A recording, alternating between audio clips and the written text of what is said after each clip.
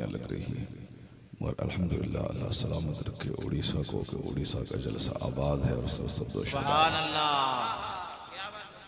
और पहले जहाँ लोग मुशायरे पसंद किया करते थे और अब अल्हम्दुलिल्लाह उड़ीसा में दीन इस्लाम की बातें पसंद की जा रही हैं, कुरान और हदीस की बातें पसंद की जा रही हैं, वरना रात के 1 बजे मजमा देखने को नहीं मिलता। और अभी आपके चेहरों का तजस्सुस और अपने मेहमानों के सुनने का जज्बा ये बता रहा है कि हमारा ईमान अभी जिंदा है। सुभान अल्लाह। क्यों नहीं होगा ऐसा कि उड़ीसा की सरजमीन को सींचने वाला, यहाँ के गांव-गांव में मसल के हक का पैगाम पहुँचाने वाला और इस सरजमीन को दुनिया भर में इज्जत दिलाने वाला अगर कोई बड़ा नाम है तो उसी का नाम हुजूर मुजाहिद मिल्लत। सुभान अल्लाह। सुभान अल्लाह।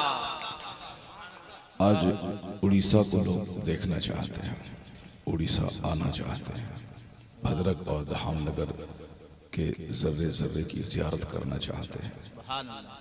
तो किसी ज़मींदार, किसी बिजनेसमैन, किसी कैपिटलिस्ट और किसी बहुत बड़े ऑफिसर की वजह से नहीं, आज उड़ीसा की ज़मीन को अगर इज्जत मिली है, सम्मान मिला है तो सरकार मुजाहिद मिल्लत की वजह से। बेशक बेशक। सुभान अल्लाह। सुभान अल्लाह। और इसका हक आप लोगों ने भी अदा किया है कि बड़े से बड़े लोगों का नाम आ जाए, चेहरा खिलता नहीं है, बड़ी से बड़ी शख्सियतें आ जाएं, बदन में हरकत नहीं पैदा होती है, लेकिन एक नाम मुजाहिद है जो चेहरे को गुलाब की तरह खिला दे। सुभान अल्लाह। सुभान अल्लाह। एक नाम मुजाहिद है जो रात के 3 बजे भी मजमे को जवान कर देता है।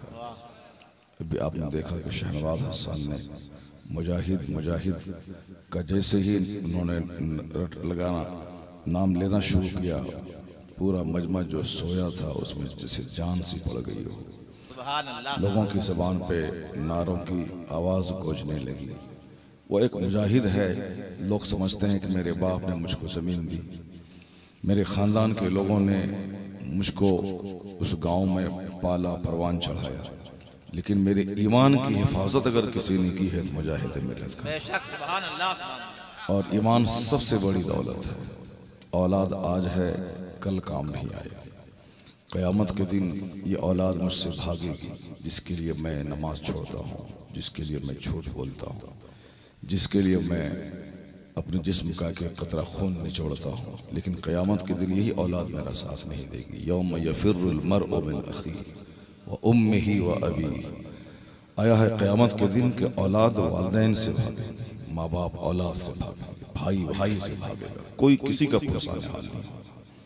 उस खतरनाक घड़ी में जबकि ज़मीन तांबे की होगी, सवा नेज़े पे आफताब होगा, लोग गर्दन तक, सरों तक पसीने में डूबे हुए रहेंगे। एक घड़ी के लिए नहीं, एक दिन जहाँ का 50,000 साल के बराबर, आधा दिन यानी 25,000 साल तक इसी कैफियत में लोगों का गुजर जाए। यही वजह है कि बुजुर्गों ने कहा है कि उससे बड़ा अहमक और बेवकूफ़ कौन है जो दुनिया के 100 साल को सजाने के लिए खरबों साल का अजाब मोल लेता है। ये दुनिया का 100 साल अल्लाह के नज़दीक 1 मिनट की हैसियत रखता है, और इसके लिए आदमी कैसे जीता है वो सबको मालूम है। मेरी 80 साल की ज़िंदगी में एक दिन भी ऐसा ढूंढ के कोई निकाल ले कि 24 घंटे में दुनिया का कोई काम नहीं हुआ है, सिर्फ अल्लाह रब्बुल इज्जत का काम हुआ है। एक दिन भी कोई निकाल नहीं पाएगा, क्योंकि अगर हम लोग तन्हाई में बैठकर अपनी ज़िंदगी का मुहासबा करें तो हमको अपने से नफरत पैदा होने लगे। हम लोग सारी ज़िंदगी बच्चों के लिए जिए, सारी ज़िंदगी मकान और गाड़ी के लिए जिए, सारी ज़िंदगी दुनिया की इज्जत, दुनिया के स्टेटस की बुलंदी के लिए जिए। एक दिन भी ऐसा नहीं हुआ कि मैं रात भर अपने रब के लिए जिया हूँ, रात भर नींद कुर्बान किया हूँ। बच्चों के लिए तो हमने 30-30 दिन कुर्बान किया। फैक्ट्री के दरवाजे पे दरवानी की है हम लोगों ने 8-8 घंटे रात में जाग कर 10,000 रुपये महाना के लिए। हमने रात भर कोयले की खदान में हमने 10-10 घंटे गुजारे। 5-5 साल अपने बच्चों से दूर सऊदी अरब में ऊँट चराए। 2-2 साल तक अपने वतन से दूर बम्बई और दिल्ली में रेड़ी और रिक्शा हम लोगों ने चलाया। दिन भर खेत में रह करके हल चलाना, पानी पटाना, मजदूरों के साथ मजदूरी करना, ये सब कुछ किया है सिर्फ पेट के लिए, सिर्फ दुनिया के लिए। आखिरत के लिए कोई बता दे कि सुबह से लेकर शाम तक सिर्फ दीन का काम किया। ऐसे में ये 100 साल की जिंदगी से आदमी को नफरत हो जाएगी। हम लोग सिर्फ दुनिया के लिए जिए। एक दिन भी वो तो गौसे पाक थे जो 40 साल तक इशा के वजू से फजर की नमाज पढ़े। वो इमाम आजम अबू हनीफा रज़ी अल्लाह ताला अन्हु थे जो 40-45 साल इशा के वजू से फजर की नमाज पढ़े, जो रोजाना रात भर जाग के नफल नमाज अदा की। ये उनका रमज़ान ऐसे गुजरता था कि हम लोग भी रमज़ान गुजारते हैं, रमज़ान गुजर जाता है 2-3 खत्म कुरान नहीं कर पाते रमज़ान जैसे दिन में, लेकिन इमाम आज़म थे जो रमज़ान में 61 खत्म कुरान किया करते। वह लोग थे जिनकी ज़िंदगी में नेकियां ज़्यादा, वह लोग थे जिनकी ज़िंदगी पे ज़िंदगी रश करती। हम लोग ऐसी ज़िंदगी गुजारते हैं कि जलसा साल में एक बार होता है, अब फिर भी सारा टाइम उस जलसे को दे नहीं पाते, सारी रात जाग कर अपने रब का नाम सुन नहीं पाते। क़यामत का एक दिन 50,000 साल का हो, उसके मुकाबले में दुनिया का 100 साल 1 मिनट है। यहाँ सारी जिंदगी नजर हो गई बच्चों के नाम, सारी जिंदगी नजर हो गई जमीन की खरीदारी, मकान की तामीर के नाम। सारी जिंदगी हमने 2-4 बच्चा पैदा करना, उनकी शादी का इंतजाम करना, फिर उनकी शादी करवा देना। सब लोग बैठो, हमने यही कुछ अपनी जिंदगी में किया। बैठ जाएं, चंद बच्चों की शरारत है, उन बच्चों की वजह से आप जलसे को बदरंग न बनाएं। दरूशी पढ़ें, अल्लाहुम्मा सल्ली अला सय्यिदना व मौलाना मुहम्मदिन मअदनिल जूद वल करम व आलिहि व बारिक व सल्लिम सलातु व सलामुन अलैका या रसूल। जलसा एहसास दिलाने के लिए होता है, तकरीरें आदमी की सोच बदलने के लिए होती है। तकरीर वो नहीं है कि हम माइक को फेंक दें, तकरीर वो नहीं है कि मैं कुर्सी को तोड़ दूं, तकरीर नहीं है कि मैं चिल्ला चिल्ला के मैं अपने आप को बेहाल बना लूं, तकरीर वो नहीं है कि मैं पगड़ी उठा के फेंक दूं। तकरीर है वो 5 मिनट की गुफ्तगू आदमी को सोचने पे मजबूर कर दे, आदमी की के जीने का रुख बदल दे, आदमी की जिंदगी में कुछ न कुछ यूटर्न आए, इनकलाब पैदा हो, वापस लौटे, सच्ची तौबा करे, एक अच्छा इंसान बनने की कोशिश करे। उसी का प्रयास है जलसा करना। खूब सुनाते रहें, सुनाते रहें, सुनाते रहें, कोई न कोई तो होगा जो जरूर अपनी जिंदगी को बदलेगा। बरगे हिना पे लिखता हूँ दर्द दिल की बात, शायद कि रफ्ता रफ्ता लगे किसी दिलरुबा के बाद। ये एक प्रयास है, कोशिश है। अल्लाह के पैगंबरों ने भी कोशिश की, उन पर भी फर्ज था कि लोगों तक अल्लाह का पैगाम पहुंचा जाए। किसी की गर्दन में चादर डाल के नेक मनाना किसी नबी पर भी फर्ज नहीं था, सिर्फ अल्लाह का कलाम पढ़ देना, तो लाखों में से चंद लोग खींच के ईमान ले आते थे, नेक बनते थे। आज भी जो नाइबीन पैगंबर हैं उन पर भी ही लाजिम है कि लोगों तक अल्लाह का पैगाम पहुंचा जाए, कुरान शरीफ की तिलावत कर दें, हुजूर के हदीस सुना दें, हिकमत और तदबीर के साथ लोगों को अल्लाह की तरफ बुलाएं। हजारों में से 1-2 खींच के नेक बन जाएगा। मौला अली से हुजूर ने कहा था कि अली जहां तुमको मैं भेज रहा हूं पहले तलवार मत चलाना, लोगों तक दीन पेश करना। अगर एक आदमी भी तेरी वजह से राह रास्त पे आ गया तो अरब के सुर्ख ऊंट के लिए यह काम तेरे लिए बेहतर है। अरब में लाल रंग का ऊंट बहुत बड़ी नेमत लोग समझते थे। हुजूर ने कहा कि अरब में सुर्ख ऊंट की जो इज्जत है उससे बड़ी नेमत है तुम्हारी वजह से एक आदमी की जिंदगी का बदल जाना। ये जलसा उसी एक कोशिश है ताकि हम पैगाम हमारे उलमा के जरिए पहुंचता रहे, कोई न कोई बदलेगा। ऐसा नहीं कि जलसे के बाद सारा गांव बदल जाएगा, सारे लोग नमाजी बन जाएंगे, नहीं नहीं, एक कोशिश है एक आदमी बदल जाए, उसकी सोच बदल जाए, उसका दिल बदल जाए। बाल बच्चों की मोहब्बत की जगह सरकार की मोहब्बत सबसे ज्यादा बैठ जाए, दुनिया की जगह आखिरत की मोहब्बत बैठ जाए, दुनिया के लिए जीने की जो ललक है उसकी जगह जन्नत के शौक में जीने की तड़प पैदा हो जाए। यही एक कोशिश होती है खिताब के जरिया, जलसों जुलूस के जरिया, नेकों की महफिल में आने के जरिया। और जहाँ का एक दिन 50,000 साल के बराबर होगा, उसके मुकाबले में 100 साल 1 सेकंड है। तो 1 सेकंड को खूबसूरत बनाने के लिए हमने क्या कुछ किया, और जहाँ खरबों साल रहना है वहां के लिए हम क्या कर रहे हैं। इसे तन्हाई में बंदा अगर सोचेगा तो तड़प तड़प के जान दे देगा, लेकिन चूंकि सोच ही नहीं है, क़यामत की निशानी है कि आखिर जमाने में अक्लें छीन ली जाएंगी। लोग दीवाने की तरह बोलेंगे, दीवाने की तरह सोचेंगे, दीवाने की तरह काम करेंगे। जो जरूरी काम है उसको नहीं करेंगे और जो गैर जरूरी है उसे करेंगे। उसकी एक मिसाल देख लें, किस तरह लोग दीवाने और पागल हो गए। जरूरी है रोटी और चावल खाना, मगर खैनी बीड़ी सिगरेट जरूरी नहीं है। उसके बगैर करोड़ों आदमी हैं जो खैनी बीड़ी सिगरेट को टच नहीं किया मगर जिंदा है। रोटी चावल जरूरी है, लेकिन आज देखें लोग दीवाने हो गए, पागल हो गए। क्या मस्जिद, क्या जलसा, क्या खानका, क्या सफर, क्या हवाई जहाज, क्या ट्रेन, क्या प्लेन, क्या कार, क्या ड्राइवर, क्या ओनर। रोटी का इस्तेमाल कम है, गुटखा का इस्तेमाल ज्यादा है। लोग सलाम का जवाब तक नहीं दे पाते हैं क्योंकि मुंह थूक से भरा हुआ है। लोग सिर्फ एक हाथ बढ़ाते हैं, सलाम नहीं करते हैं क्योंकि मुंह थूक से भरा हुआ है। क्या पागलपनी है। जो जरूरी चीज है उसको नहीं करना, जो गैर जरूरी चीज है उसको लेना। इसलिए हुजूर ने कहा तुनज़ौ उक़ूलो अक्सर सालिक ज़मान, एक वक्त ऐसा आएगा अक्सर लोगों की अक्लें छीन ली जाएगी। औरतें पर्दा में रहने की चीज है, मर्द जद्दोजहद करके अपने परिवार को पालने की चीज है। आज मर्द अपने घर में बैठे, औरतें अपने जिस्म की नुमाइश करके चंद सिक्के कमा के घर वालों को पाल रही। जो चीज पर्दे की थी वह बेपर्दा हो गई। जो बाहर रहने वाले लोग थे वो सिर्फ खाने पीने, सजने संवरने, एक एक घंटा आईने के सामने रहने में औरतों की खसलत को इख्तियार कर लिया। सच कहा हुजूर ने, आखिर जमाने में अक्लें छीन ली जाएंगी। लोग सोचना छोड़ देंगे, लोग सिर्फ दुनिया के लिए सोचेंगे और यह दुनिया आखिरत के मुकाबले में एक कतरा पानी है समंदर के सामने। जैसे समंदर है उसके सामने एक बूंद पानी, उसी तरह आखिरत के सामने इस दुनिया की एक कतरा पानी की हैसियत है। हुजूर ने मिसाल दी थी एक बार, आका ने कहा था कि तुम में से कोई अपनी उंगली पानी में डाल दे, फल यनजुर बिमा यरजा, फिर वो देखे कि ये उंगली कितने पानी को लेके लौटती है।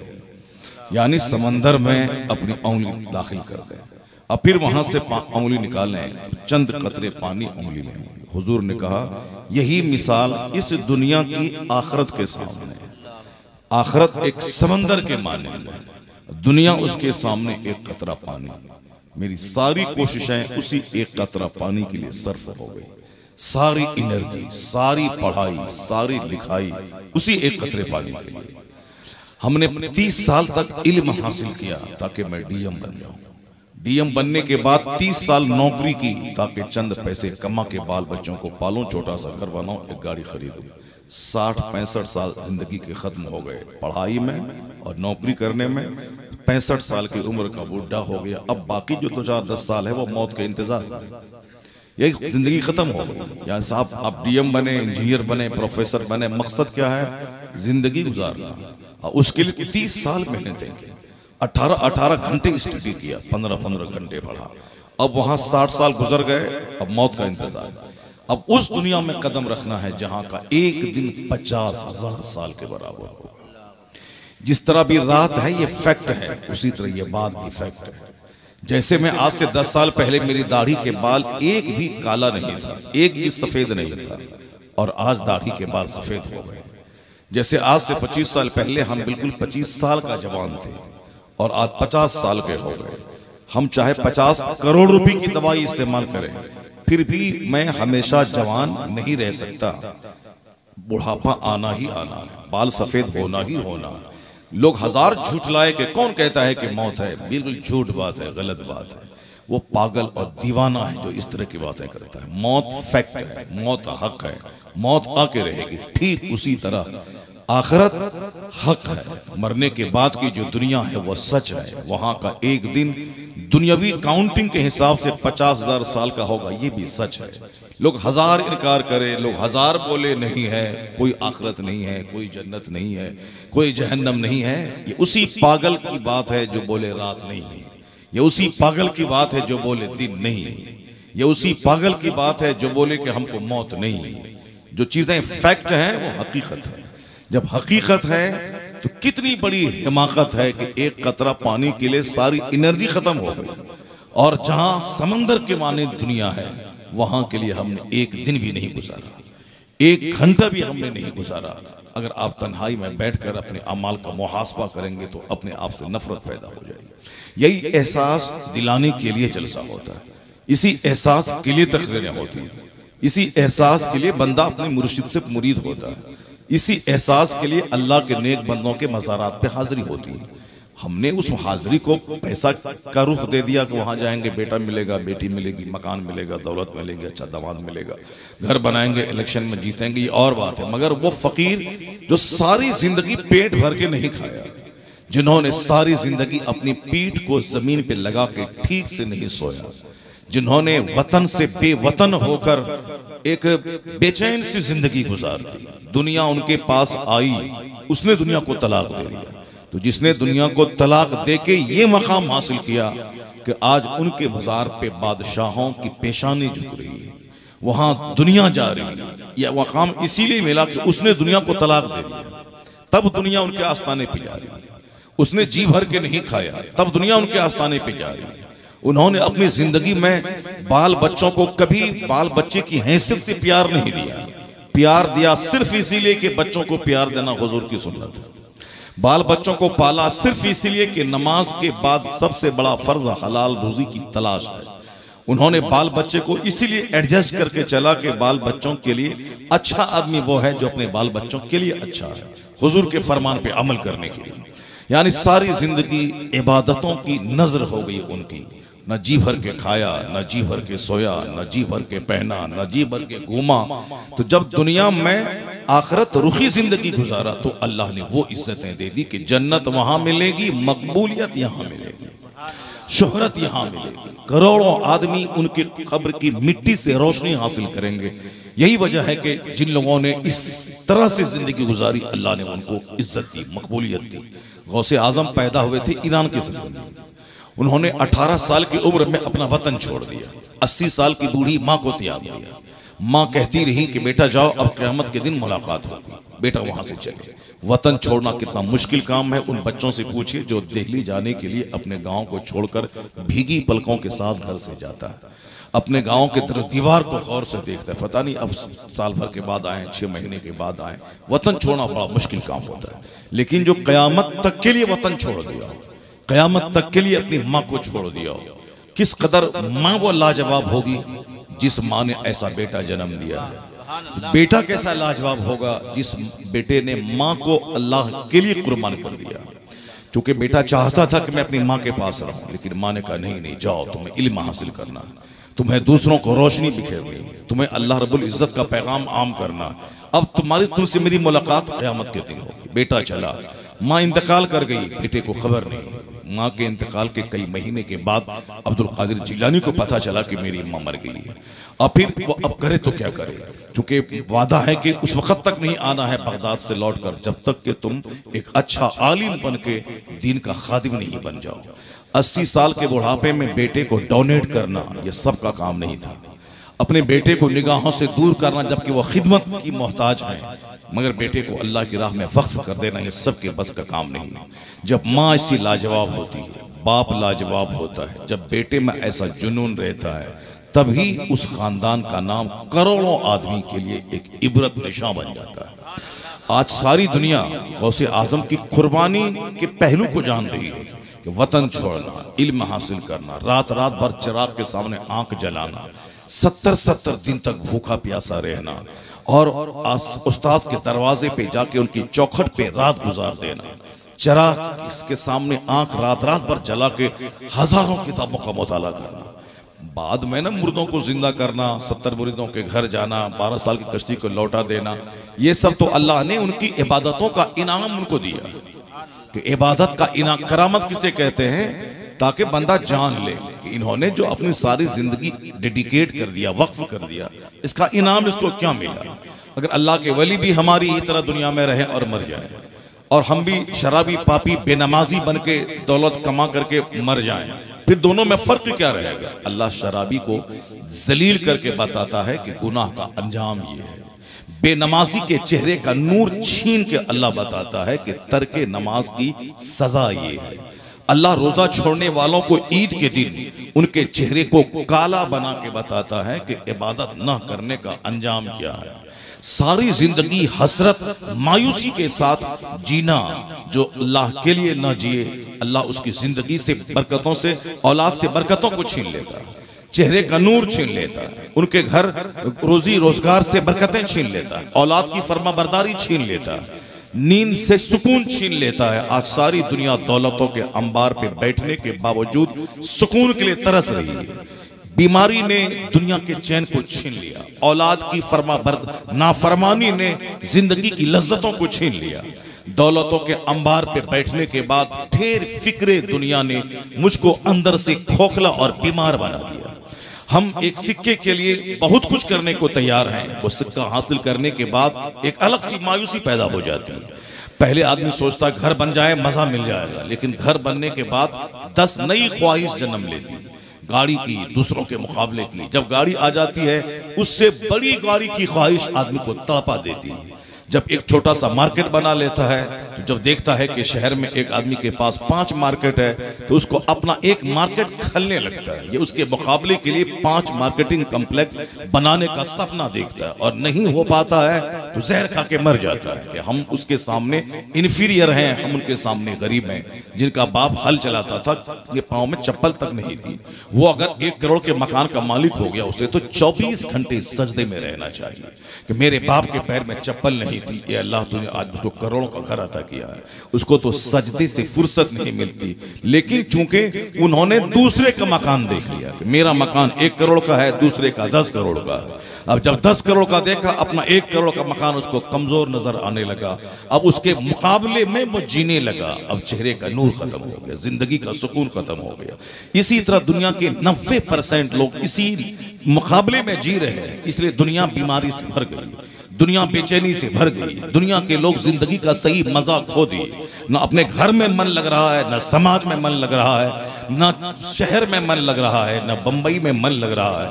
एक अजीब सी बात पूरी दुनिया में पैदा हो गई। अमेरिका में दिल नहीं लग रहा है, लोग जहर खा के मर रहे हैं। ब्रिटेन जिसको हम लोग देखना चाहते हैं, मगर वहां सुसाइड के वारदात बढ़ गए। दिल्ली जिसे उड़ीसा के लोग देखना चाहते हैं, वहां जहर खोरानी के वारदात बढ़ गए। आज जिस ट्रेन से मैं आ रहा था राजधानी से, उसमें कुछ भी नहीं, कोई प्रॉब्लम नहीं है। अचानक गाड़ी स्टेशन से खुली और एक बंदा कट गया। ट्रेन कुछ मिनट के लिए डिस्टर्ब हो गई। यानी किसी को भनक नहीं, कोई भाग रहा है, कोई पकड़ रहा है, नहीं, बल्कि चलती हुई ट्रेन के पहिया के नीचे खुद को ले आया और एक नौजवान बिल्कुल 18 से 25 साल के बीच उसकी उम्र होगी, कोडरमा स्टेशन पे खुदकुशी कर लिया। जिंदगी में इतनी उलझने हैं कि बिहार का एक इंजीनियर जो अरबों में खेलता था, एक जौहरी, कई सोने चांदी की दुकान का ओनर, अरबों में खेलता था, अमेरिका से घूम के घर आया था, लेकिन कौन सा टेंशन था जिंदगी में। 5-6 दिन के बाद खुद अपने आप को शूट कर लिया, अपनी खूबसूरत बीवी को गोली मार दिया, अपने खूबसूरत बेटे को गोली मार दी, खूबसूरत बेटी को गोली मार दी, यानी पूरा खानदान उजाड़ लिया उसने। सारा हिंदुस्तान सहम सा गया। गरीब रिक्शा चालक, ठेला चालक, अगर सर ढकता है तो पाँव खुलता है, पाँव ढकता है तो सर खुलता है। वो अगर गरीबी से तंग आकर ऐसा कदम उठाए, चलो गरीबी से झुंझला कर बर्दाश्त नहीं हुआ, ऐसा कदम उठा लिया। जो खरबों में खेलने वाला, जो अमेरिका, यूरोप, फ्रांस का भ्रमण करने वाला, खूबसूरत बीवी और बच्चों वाला, शानदार कारोबार वाला, जिंदगी में इतनी उलझने हैं कि जब से लोगों ने अपने मन से जीना शुरू कर दिया, हम ये कर लेंगे, हम वो कर लेंगे, जब से लोगों ने अपने हिसाब से रात गुजारनी शुरू कर दी, जब से लोगों ने शैतान की राह पे चलना शुरू किया, रात है सोने के लिए, लेकिन यहाँ रात भर व्हाट्सएप चलाना, यूट्यूब चलाना, रात भर सिनेमा देखना, अपनी बीवी अपने बच्चों के साथ साहब हंसना, कहकहा मारना, कॉमेडी करना। रईस लोग ऐसे ही करते हैं, मालदार हैं हम, मालदार लोग ऐसे ही जीते हैं, रात भर हंसते हैं और दिन भर सोते हैं। रईस लोग ऐसे ही करते हैं। रईसों की शादी ऐसे ही होती है, करोड़ों रुपए डीजे में, डांस में, तवाइफ को नचवाने में खर्च होता है। रईस लोगों की शादी ऐसी ही होती है। वो तो गरीबों की शादी है, जहां डीजे न बजे, जहां औरत ना नाचे, जहां मर्द ना नाचे, जहां उनका साथी ना नाचे। वो तो जनाजा है, जनाजा जा रहा है कि बारात जा रही है। वो गरीबों का जनाजा जा रहा है, बारात जनाजा है। और यहाँ बारात के नाम पे साहब 80 साल की बुढ़िया डांस कर रही है और अमीर लोग ऐसे ही करते हैं। और जब उनसे कहा जाए ऐसा क्यों करते हो तो कहते हैं अमीर लोगों की जिंदगी ऐसे ही गुजरती है, रात रात भर तवाइफों का मजरा सुनते हैं, रात रात भर उनके डांस देखते हैं, करोड़ों की कमाई उनके बदन पे फेंक देते हैं एक रात में। सुटकेस रुपया भर के ले गए काठमांडू में, होटल अटेंड करना, औरतों के नाच को देखना, उनसे मस्तियां करना, कई करोड़ फेंक के फिर हिंदुस्तान आ गए। बिहार से एक सुटकेस रुपया भर के बेंगलोर गए, बेंगलोर के पॉश होटल में एक रात में सारे पैसे औरतों के बदन पे फेंक के चले आए। अपने मन से जीना, अपने हिसाब से जीना। मस्जिदें उजड़ रही हैं, खानकाहें उजड़ गई, समाज उजड़ गया, कुछ नहीं, अपने हिसाब से जीना है। तो फिर क्या होना था? जब अपने हिसाब से बंदा जिएगा, मन के मुताबिक जिएगा, कौन दुनिया बनाया, कौन मेरा मालिक है, कौन मुझको पैदा किया है, कौन मुझको मरने के बाद हिसाब किताब लेगा। जब लोगों ने इस बात को सोचना छोड़ दिया तो अल्लाह रब्बुल इज्जत ने बंदों की औकात याद दिलाने के लिए अल्लाह ने इसी दुनिया को बंदों के लिए जहन्नम बना दिया। लोगों ने बेचैनी की जिंदगी गुजारनी शुरू कर दी। एक छोटा सा कोरोना का कीड़ा अमेरिका का गुरूर छीन लिया, चाइना जापान का घमंड चूर चूर कर दिया। एक छोटा सा पतिंगा, एक छोटा सा अनसीन कीड़ा वो हिंदुस्तान के वैज्ञानिकों का गुरूर तोड़ दिया। यहाँ के अरबपतियों, उद्योगपतियों के फैक्ट्री में ताले लगवाकर उनका चैन छीन लिया। सियासतदान जो 52 इंच का सीना लेके दूसरों का जीना तंग कर रहे थे, उनकी आंखों में आंसू के कतरे आ गए, हवास बाख्ता हो गया। अमेरिका का वो वैज्ञानिक जो कहता था कौन खुदा कैसा खुदा, आज 2.5 साल से तड़प रहा है कि कोरोना की दवाई आ जाए, मगर दवाई बनाने में असमर्थ है। दवाई नहीं आ पाई, सक्षम नहीं हो पाया। वैज्ञानिकों का गुरूर तोड़ दिया कोरोना, साइंसदानों का गुरूर तोड़ दिया कोरोना। दुनिया की आधी दौलत फौज पे खर्च होती है, हिंदुस्तान की आधी दौलत आर्मी पे, अमेरिका की आधी दौलत आर्मी पे, चाइना जापान की आधी दौलत आर्मी पे, सिक्योरिटी पे खर्च होती है। पहले हमारा देश सुरक्षित रहेगा तब कोई दूसरा काम, इसलिए हिंदुस्तान की आर्मी पे हिंदुस्तान की आधी दौलत खर्च होती है, चाइना की आर्मी पे आधी दौलत खर्च होती है। इसका मतलब 200 से ज्यादा ममालिक की आधी दौलत सिर्फ फौज पे खर्च होती है ताकि मुल्क की सालमियत बरकरार रहे, ताकि मुल्क सेफ रहे, मुल्क की सिक्योरिटी को कोई खतरा ना हो। तो आज जिस दुनिया की आधी दौलत फौज पे खर्च होती है, हथियार की खरीदारी पे खर्च होती है, एटम बम और मिसाइल पे खर्च होती है, AK-47 पे खर्च होती है, इन तमाम फौजों की मौजूदगी में जहां लोगों ने दूसरों का जीना महाल कर दिया था। हिंदुस्तान एक मुल्क है, पाकिस्तान एक मुल्क है, पहचान के लिए एक मुल्क है, वरना पूरी दुनिया अल्लाह की, सारे इंसान अल्लाह के पैदा किए हुए हैं। एक पहचान है कि ये फला मुल्क है, ये अरब है, ये अजम है, ये एशिया है, ये अफ्रीका है, ये अफ्रीका है, ये यूरोप है, ये यूरोप है, ये ऑस्ट्रेलिया, ये पहचान के लिए है। ये काला है, ये गोरा है, ये साफ शेख है, ये पैठान है। ये पहचान का इशू था, ना कि घमंड का इशू था। अब पाकिस्तान है, हिंदुस्तान है, अमेरिका, पहचान का इशू था।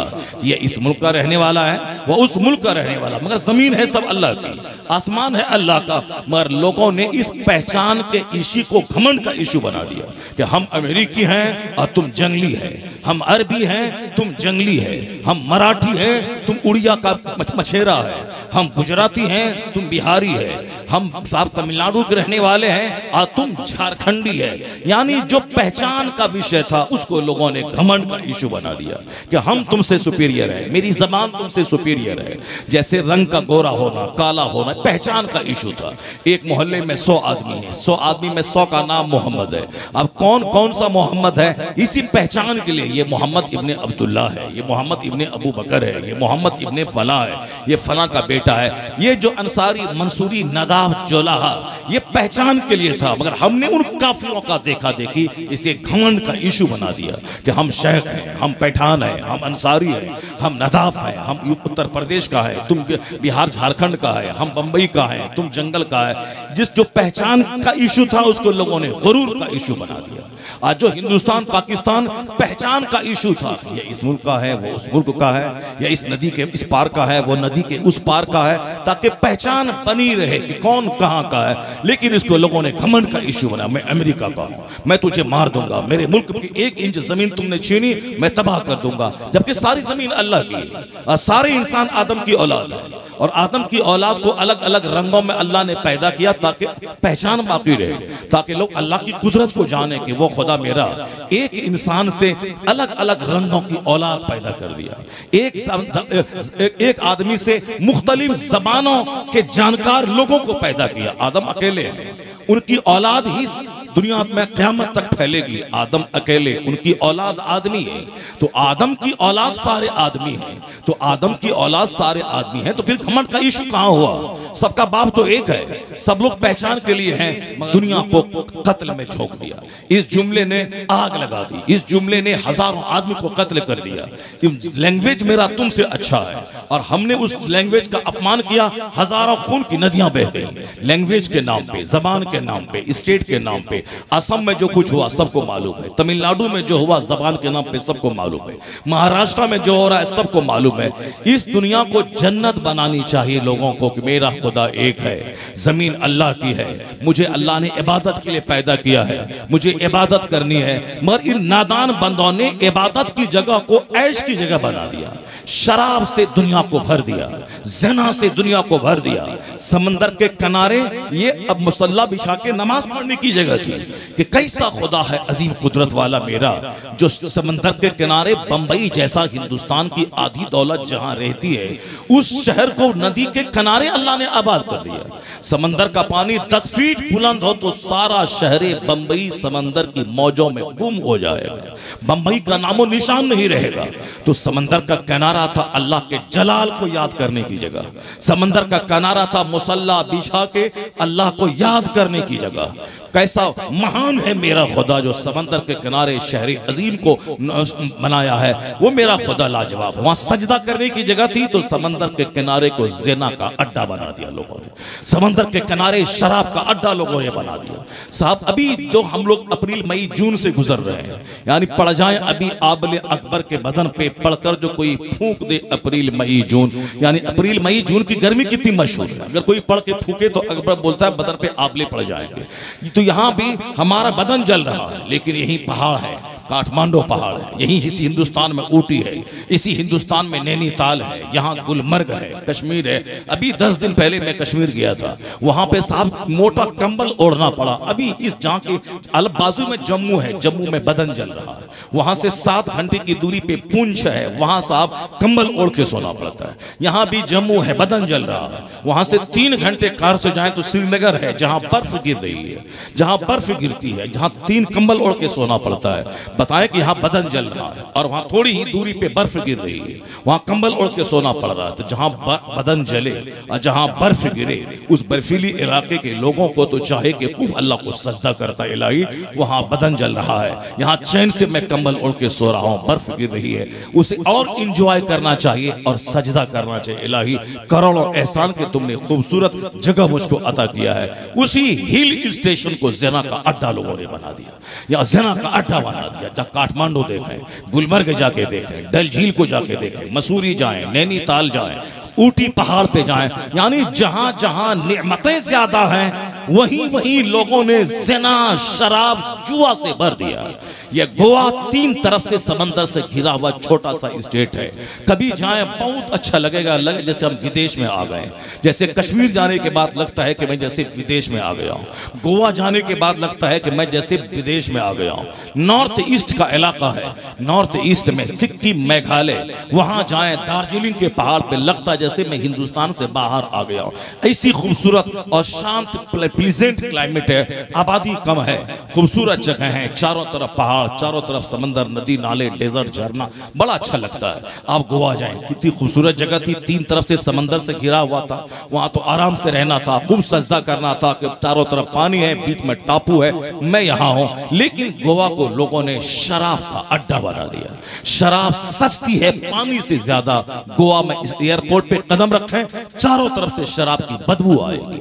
आप समंदर के किनारे किनारे जाएं, 31 नाइट के करीब जाएं, यानी 25 दिसंबर से 31 नाइट तक जाएं, 1 जनवरी तक गोवा शराब में शराबोर रहता है। समंदर के किनारे, समंदर के अंदर जहाज में जुआ खेला जाता है। रात रात भर डांस करके नए साल का इस्तेमाल किया जाता है। जहां जहां नेमतें ज्यादा, वहां वहां बंदों ने उसे गुनाहों का अड्डा बना दिया। अल्लाह ने हमें गीजर दिया था ताकि मैं सुबह सवेरे नहा के नमाज पढ़ूं। अल्लाह ने हमें गर्मी के दिन में कूलर दिया था ताकि मैं एसी का हवा लूं, अल्लाह को सजदा करूं। अल्लाह ने हमें नेमतें दी थी, हीटर, ताकि मैं जाड़े के मौसम में रोटी गर्म करके मैं खाऊं, पानी गर्म करके पीऊं। गर्मी के जमाने में फ्रीजर है, शानदार ठंडा पानी पीऊं। जब नेमतें इतनी बढ़ गई कि मेरा बेटा अमेरिका में रहता, मैं यहां से 1 महीने के बाद खत लिखता, 1 महीने के बाद खत पहुंचेगा, लेकिन यहां 1 सेकंड में मैं इधर बटन ऑन करता हूं, बेटे से बात हो जाती है, बेटे से मुलाकात हो जाती है। जब नेमतें बढ़ गई तो सजदा बढ़ना चाहिए, जब नेमतें बढ़ गई इबादत बढ़नी चाहिए, जब नेमतें बढ़ गई तो समाज में मोहब्बत बढ़नी चाहिए। लेकिन एक तरफ ऐश बढ़ता गया, लोगों ने उसका मिसयूज किया कि लोगों ने घर को ज़िना का अड्डा बना दिया। औरतों ने चड्डी पहननी शुरू कर दी और मर्दों ने भी नेकर पहनना शुरू कर दिया। शादी ब्याह एक इशू था कि मर्द औरत 4 आदमी के बीच में आपस में निकाह करके एक नई जिंदगी आबाद करें, मगर हमने उस निकाह को घमंड का इशू बना दिया, ऐश का इशू, इंजॉय का इशू। अब चाहे लड़की की उम्र 38 साल हो जाए कि जब तक पैसा ना हो दामाद को देने के लिए शादी नहीं होगी, जब तक दामाद लड़की नौकरी वाला ना मिले शादी नहीं होगी, जब तक लड़की खूबसूरत ना मिले शादी नहीं होगी। अब चाहे चोर दरवाजे से ज़िना होता रहे, 3 हमल लड़की का गिरता रहे चोर दरवाजे से, लेकिन उस वक्त तक शादी ना होगी जब तक कि लड़का जॉब वाला ना मिल जाए, नौकरी वाला ना मिल जाए। ये शादी था, रात में लड़का मिला, 2 आदमी के सामने इजाब कबूल हो जाए, दिन में रिश्ता तय हुआ, 5 आदमी बैठकर रिश्ता कर ले। और हुजूर तो दुनिया के सबसे बड़े इंसान, हुजूर की बेटी जो सबसे बड़ी बेटी, सब दुनिया की सबसे बड़ी शहजादी, जिससे बड़ी कोई नहीं है, सरकार ने मस्जिद में चंद सहाबा के बीच अपनी बेटी का निकाह अली से कर दिया। जबकि हुजूर चाहते तो 1 लाख सहाबा को दावत दे देते, मक्का मदीना के सारे सहाबी आ जाते, चलो मेरे सरकार की बेटी की शादी है, अहमद मुख्तार की बेटी की शादी है, मक्का से चला आता। लेकिन कोई बता दे कि मदीने के सारे सहाबा को खबर तक ना हुई फातिमा ज़हरा की शादी हो गई, मक्का खबर तक ना हुई फातिमा ज़हरा की शादी हो गई। हुजूर ने शादी को एक सिंपल इशू बनाया ताकि चंद आदमी के सामने कॉन्ट्रैक्ट मुआहदा हो जाए। ज़िना चोरी करके होता है और निकाह 4 आदमी के सामने होता है। काम वही होता है जो ज़िना में होता है, काम वही होता है जो निकाह के बाद होता है, लेकिन फर्क दोनों में ही है कि ज़िना चोरी छुपे और निकाह चंद आदमी के सामने कॉन्ट्रैक्ट करके मुआहदा करके तब वो रजामंदी से शादी होती है। ये है निकाह और ज़िना में फर्क। 4 आदमी जरूरी है, 2 आदमी जरूरी है, कम से कम 2 गवाह हैं और 2 गवाह हैं शादी हो जाए। लेकिन ये देखें कि मेरी दौलत किस कदर उसी शादी के पीछे खर्च हो रही है जिस शादी को इस्लाम ने सिंपल बनाया था, सादा बनाया था। न कपड़ा खरीदना जरूरी है, न बाराती का खाना जरूरी है, न और कोई धमाल मचाना जरूरी है, न इनविटेशन कार्ड छपाना जरूरी है, न डेकोरेशन जरूरी है, न मंडप जरूरी है। अगर ये सारी चीजें जरूरी रहे तो 18 साल की बेटी 38 साल को पहुंच सकती है। 18 साल का जवान जो शादी कर सकता है उसकी शादी 40 साल में लेट से हो रही है, क्योंकि हमने शादी को एक दूसरा इशू, इंजॉय का इशू बनाया। लड़की की नाक लंबी हो, लड़की की पेशानी चौड़ी हो, लड़की का चेहरा गोश्त से भरा हुआ हो, लड़की 8 फीट की लंबी हो। हमने उसका चेहरा देखा, नाक देखा, हमने नेचुरल सिस्टम की मुखालफत की। वो लड़की जब मेरे घर आने के बाद कहा तुम्हारी माँ तुम समझो, तुम्हारा बाप तुम समझो, वो तुम्हारा बाप है मेरा नहीं है, मेरी तुम्हारी माँ है मेरी नहीं है, मैं तुम्हारी हूँ तुम्हारी माँ का नहीं हूँ, तुम्हारे बाप का नहीं हो, तुम्हारे सारे परिवार का बोझ ढोने के लिए मैं नहीं हूँ। बहन तुम्हारी है तुम जानो, भाई तुम्हारा है तुम जानो, तुम्हारी माँ है तुम जानो, मुझको सिर्फ तुम चाहिए। अब सब घर के सारे लोग परेशान हो जाते हैं। मैंने दुल्हन करके लाया था कि मेरे घर के सारे लोग खुश रहे, मैं सारे लोग खुश रहे, मगर ये तो सबको नचा रही है, शौहर का जीना मुश्किल कर दिया, शौहर के सारे बाल नोच रही है, माँ बाप भाई बहन सबको छोड़वा रही है। तो तुमने शादी के मौके पर सिलेक्शन किसका किया था? नाक का सिलेक्शन किया किया था, चेहरा का सिलेक्शन किया था और गोरे रंग का सिलेक्शन किया था, हाइट का सिलेक्शन किया था। तुमने कहां दीन को तरजीह दिया? तुमने कहां मुस्तफा की हदीस की रोशनी में लड़की का सिलेक्शन किया? तुमने ये पूछा कि तुमने इंटरमीडिएट किया है या नहीं, जॉब है या नहीं, ग्रेजुएट हो या नहीं? तो ग्रेजुएट थी वो, अब वो पढ़ी लिखी है और तुम्हारे घर में सारे लोगों को नचा रही है। तुमने कब पूछा कि बेटा दुआए कुनूत याद है कि नहीं, दरूद ताज याद है कि नहीं, वजू में कितनी चीजें फर्ज हैं याद है कि नहीं? कुरान पाक पढ़ के सुनाओ, नबी की 2 हदीस पढ़ के सुनाओ। तब ना जब हदीस जानती, कुरान जानती, इस्लाम जानती, तब ना यहाँ आकर के शौहर की माँ को माँ समझती, शौहर के बाप को बाप समझती। तुमने तो सिर्फ चेहरा देखा था, वो चेहरा नाक देखा था, और फिर नाक को चाटो, चेहरे को चूमो, चप्पल सीधी करो, और तुम जो सोचेगा कि मेरा चैन इससे वाबस्ता रहे, मेरे घर वाले इससे खुश रहे, ऐसा कभी नहीं होगा। नबी की तालीमात को ठुकराने वाला चाहेगा कि घर में मेरी अच्छी दुल्हन आए, कभी नहीं ऐसा होगा। शादी इंजॉय का इशू नहीं है, शादी है औलाद पैदा करने का इशू, शादी है समाज में अच्छा एलिमेंट देने का इशू, शादी है कि मेरे बाप ने शादी की मैं पैदा हुआ, मेरे दादा ने शादी की मेरा बाप पैदा हुआ, मेरे परदादा ने शादी की मेरा दादा पैदा हुआ, तो मैं, मेरा बाप दादे की यादगार है, मैं अपने बाप की यादगार हूं, मेरी औलाद मेरी यादगार है। तो शादी है औलाद तवालुद तनासुल का सिलसिला है, और हमने शादी को इंजॉय का इशू बनाया कि लड़की खूबसूरत है या नहीं, चाहे उसका हमल 4 बार गिर चुका हॉस्पिटल में, उससे बहस नहीं, या मेरे लिए पैदा हुई है, इसकी आंख बड़ी बड़ी है, चेहरा गोश्त से भरा हुआ है। कल तेरा बच्चा अगर शराबी हो जाए, कल तेरा बच्चा अगर पापी हो जाए, कल तेरा बच्चा जोकर हो जाए, तो ये मत बोलना कि मौलाना खिताब करो वालिदैन की अजमत पे। तुमने आम का पेड़ लगाया है और कहते हो कि सेब इससे निकल जाए, ऐसा कैसे होगा?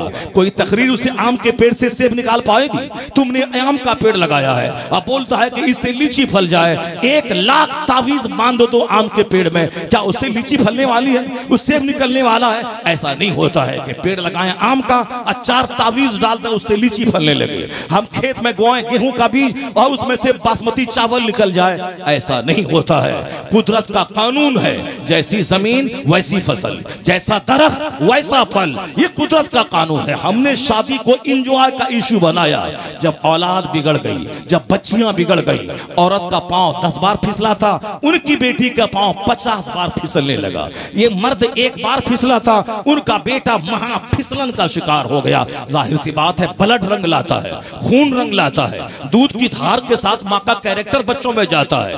बाप चाहे बंबई के पॉश होटल में छुप के गुनाह करे, उस गुनाह की निगेटिव किरणें बच्चों की जिंदगी के साथ वाबस्ता रहती है। क्योंकि बदन के सारे कतरे खून से एक कतरा मनी का बनता है, उस मनी के कतरे से बच्चे की पैदाइश होती है। तो बच्चे के जिस्म में बाप के सारे पार्ट्स का खून शामिल होता है, बाप का कैरेक्टर शामिल होता है, बाप की नाक, बाप का नक्शा भी शामिल होता है, और बाप का सारा कैरेक्टर जाता है। तो इसलिए माँ बाप है अच्छी औलाद जन्म देने के लिए, ताकि कयामत तक सिलसिला जारी रहे। और हमने उसको गाल चटाई का मामला समझ लिया, हमने उसको साफ पेशानी चूमने का जरिया बना लिया, हमने उसे 2-4 दिन दवाई रोक कर 2-4 साल बच्चा पैदा ना हो ताकि जी भर के इंजॉय कर ले, उसका इशू मैंने शादी को बना लिया। तो अब जब औलाद कमजोर पैदा होने लगी, औलाद बेवफा पैदा होने लगी, लुच्चा और डकैत बच्चे पैदा होने लगे, अब लोग परेशान है कि तावीज दीजिए, तकरीर कीजिए, और तावीज दीजिए मेरा बच्चा बर्बाद हो गया, हाथ से निकल गया। ऐसा कहीं होता है क्या? आम का पेड़ पौधा लगाए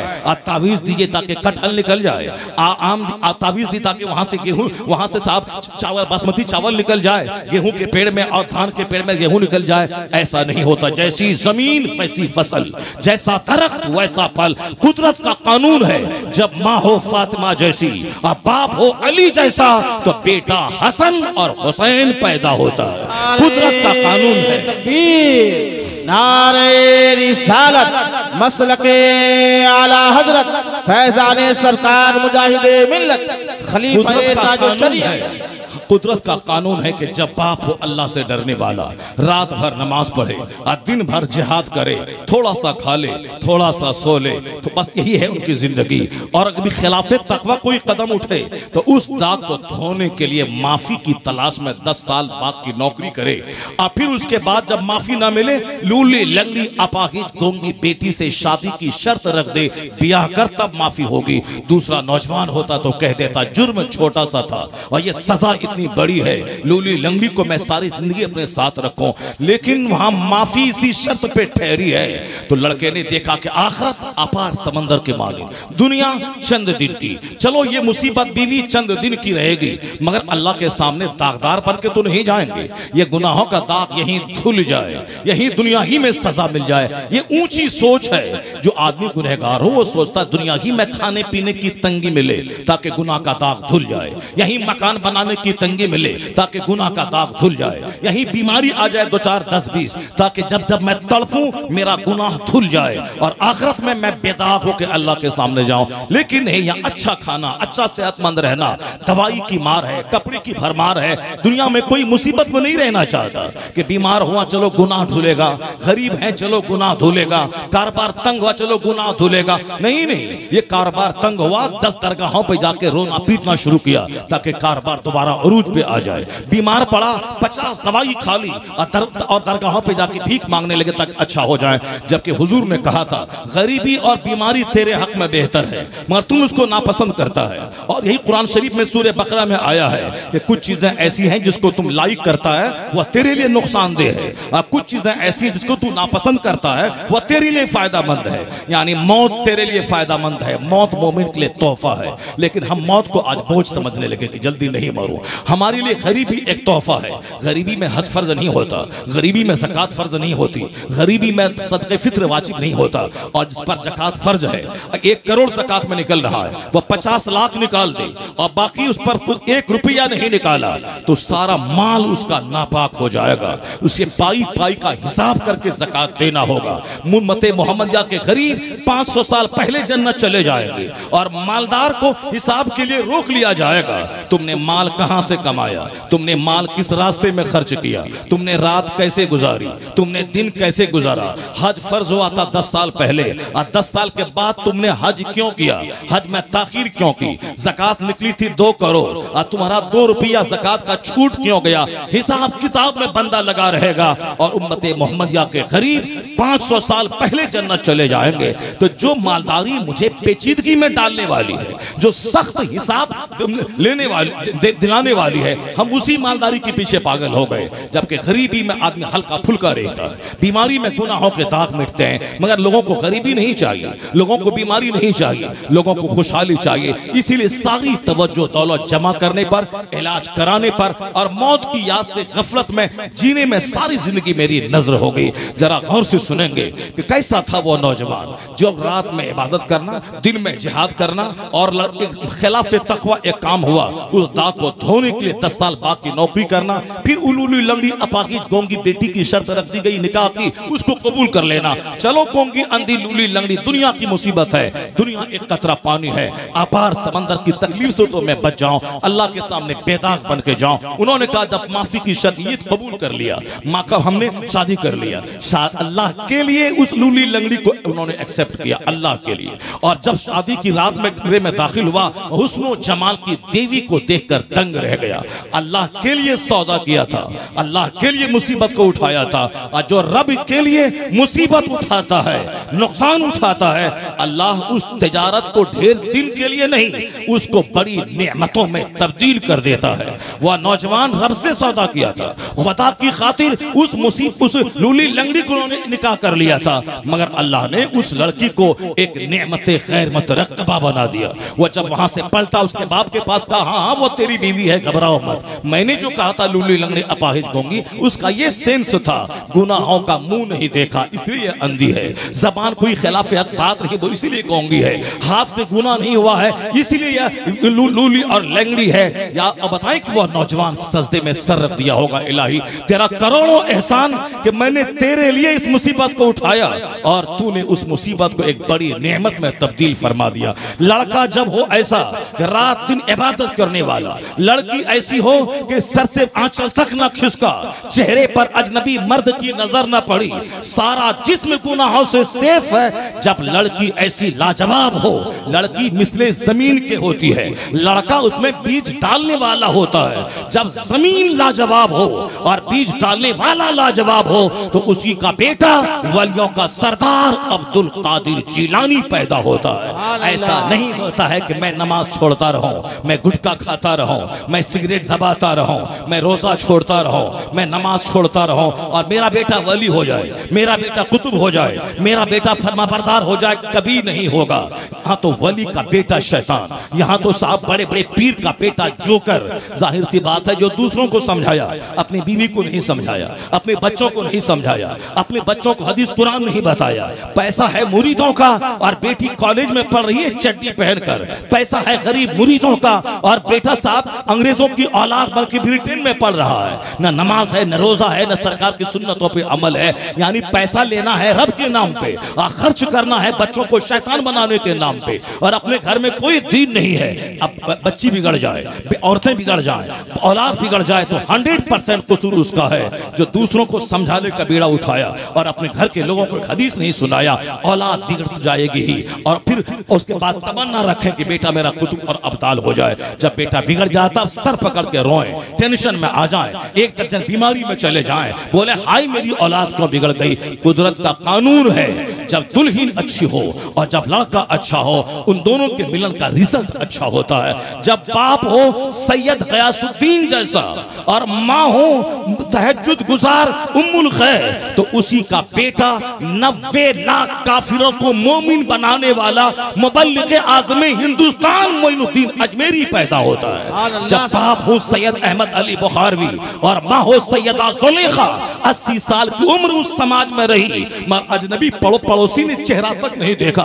आज यहाँ हाथ में पर्स लेकर और साहब जींस और टी शर्ट पहनकर अपने हुस्न की नुमाइश के लिए घर से बाहर निकलने के लिए बदन में खुजली लगी है, जैसे कि कोई और दूसरी औरत ही पैदा नहीं हुई थी। औरतों को खुजली है बाहर जाने की, औरतों को खुजली है मार्केटिंग करने की, औरतों को खुजली है और कॉलेज में जाके IA BA MA और करके डॉक्टर बन के जीने की। तो तुमने अपनी जमीन बेचकर बेटी को डॉक्टर बनाया। डॉक्टर बनने के बाद जब पैसा कमाने लगी तो अब वो अपने शौहर की हो गई, शौहर उसमें जंग होने लगी, पैसा लाओ। वह बोलती मेरे बाप ने जमीन बेच के पढ़ाया है, तुम आप पैसे का हकदार नहीं है। अब चाहो सारी जिंदगी मियां बीवी के टेंशन में, बेहतर था कि चूल्हे वाली होती वो खाना बनाती और शौहर का प्यार पाती, शौहर को अपना मालिक को मुख्तार समझती, शौहर के क्षेत्र छाई में जिंदा रहती। ये कौन सी डॉक्टरी की पढ़ाई पढ़ाया कि अब वह शौहर और बीवी की जिंदगी सारी जिंदगी तल्ख हो रही है। ये भी कमाती है, वो भी कमाता है और दोनों आपस में जल जल के जहर खा के या निकाह को तोड़ के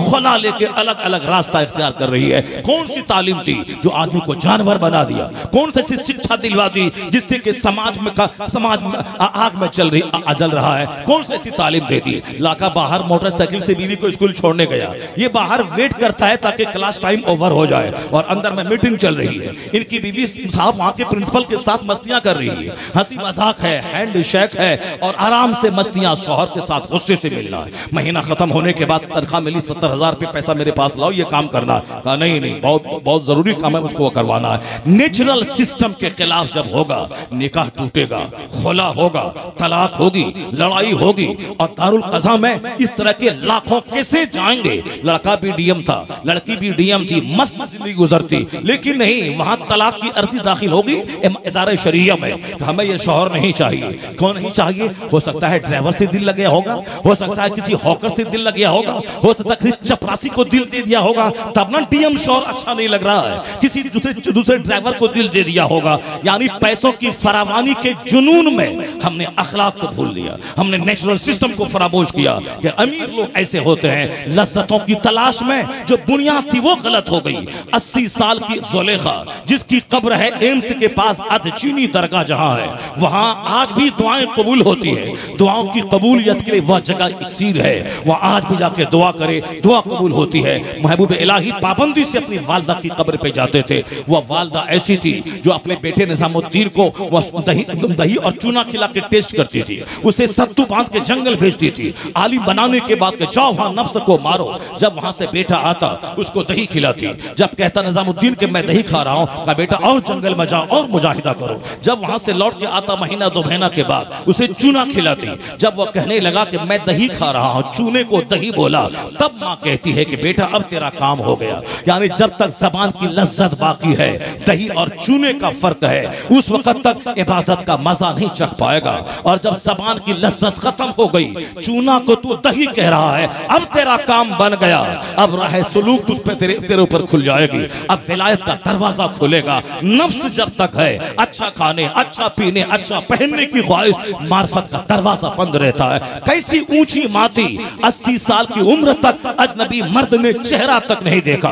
और उस माँ ने ऐसी औलाद जन्म दी जो दिल्ली के बादशाह से लेके चपरासी तक सबको तहज्जुद गुजार बना दिया। जब बाप सैयद अहमद अली बुखारवी हो और माँ सुलेखा जैसी, तो बेटा निजामुद्दीन देहलवी पैदा होता है।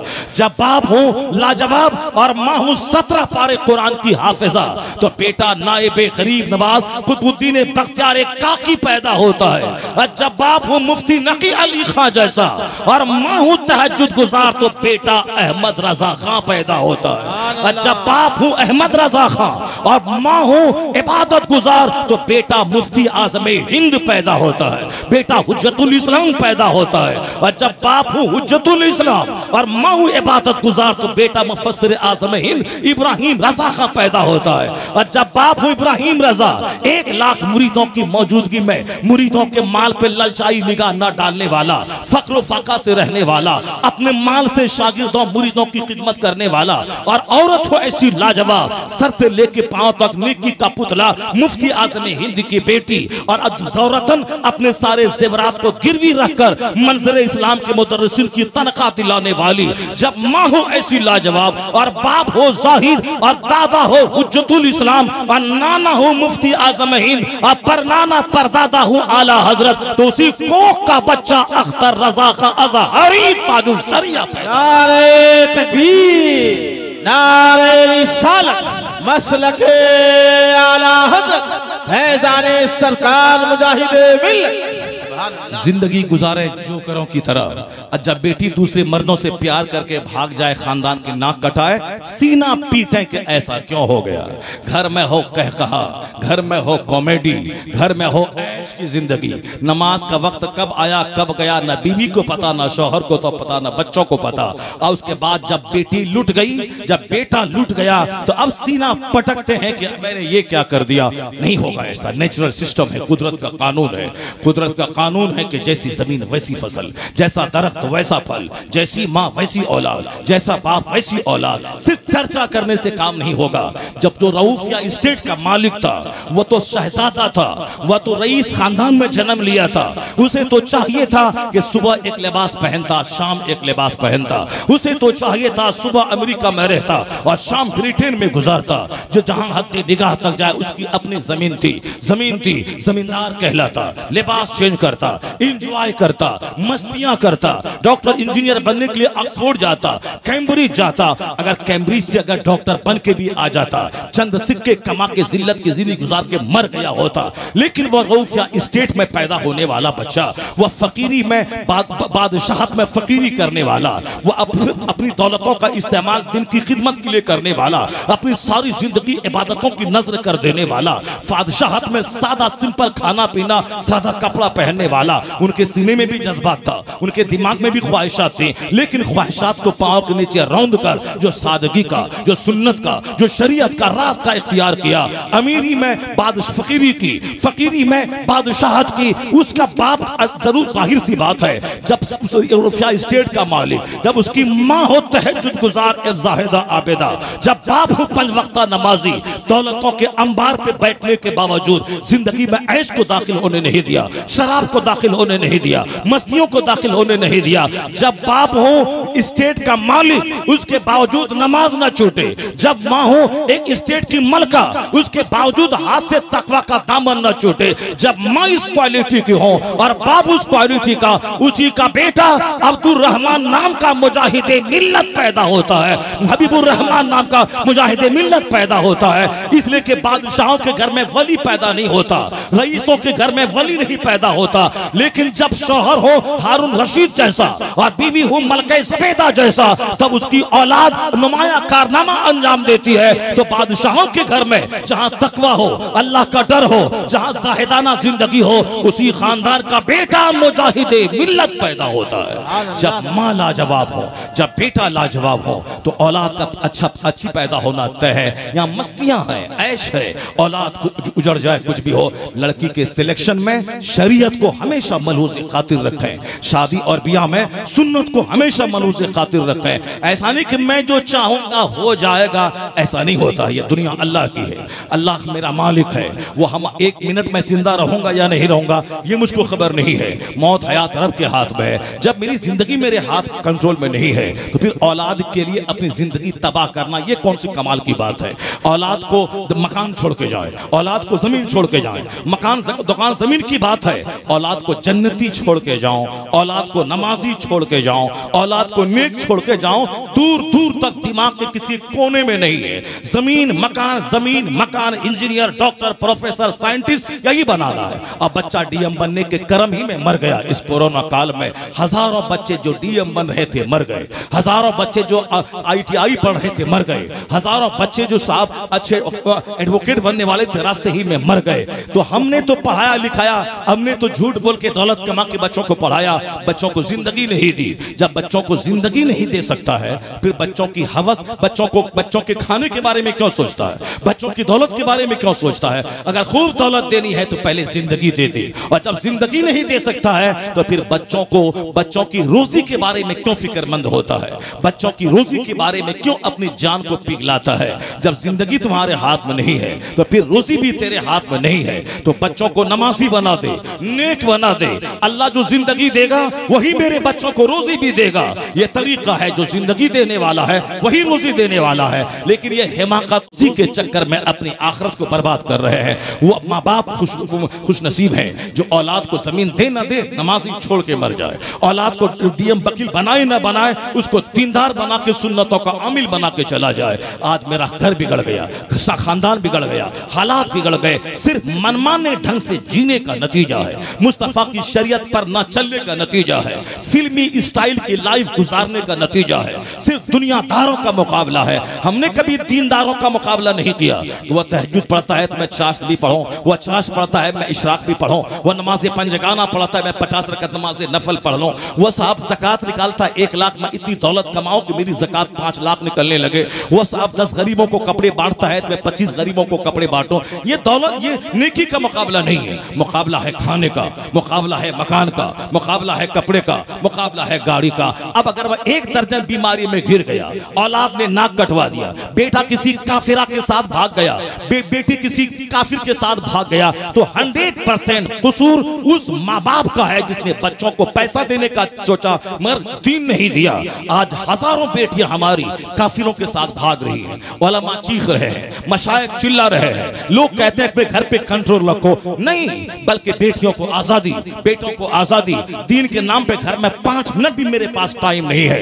मैं अपने बाल बच्चों के साथ बैठ करके सरकार की हदीस सुनाओ। अब जब वह बेटी सिनेमा देख रही है, वह बेटी व्हाट्सएप चला रही है, वह बेटी रंगलियां मना रही है, फिल्म एक्ट्रेस को अपना मॉडल मान रही है, तो फिर उसको दीन को कोई अहमियत तो देगी नहीं, ईमान का महत्व देगी नहीं। उसको तो नौकरी चाहिए, खूबसूरत लड़का चाहिए। किसी काफिर ने उसको झांसा दिलाया, उसके साथ चली गई, निकाब पहन के कॉलेज गई, वहां निकाब को खोल के बैग में डाल लिया। उसके बाद रात दिन भर पार्क में अब काफिर लड़कों के साथ है, मोहब्बत परमान चढ़ी, मजहब को त्याग दिया, उसी के साथ उसी का मजहब कबूल कर लिया। सिर्फ चंद दिन की जवानी की लज्जत की खातिर खरबों साल जहन्नम की आग को गवारा कर लिया। जहां का एक दिन 50,000 साल का है, ये बाप ने कभी बताया ही नहीं। ये जवानी भर कर तेरी शादी ना भी हो, कुछ नहीं, जवानी तो आज है कल खत्म हो जाएगी। असल चीज है वहां की इज्जत, वहां का आराम, और वहां का आराम डिपेंड है ईमान पे। चाहे दुनिया में 1000 खतरात के बादल मंडलाए, ईमान का सौदा नहीं होना चाहिए। ये सबसे पहला फर्ज है हर माँ बाप पे,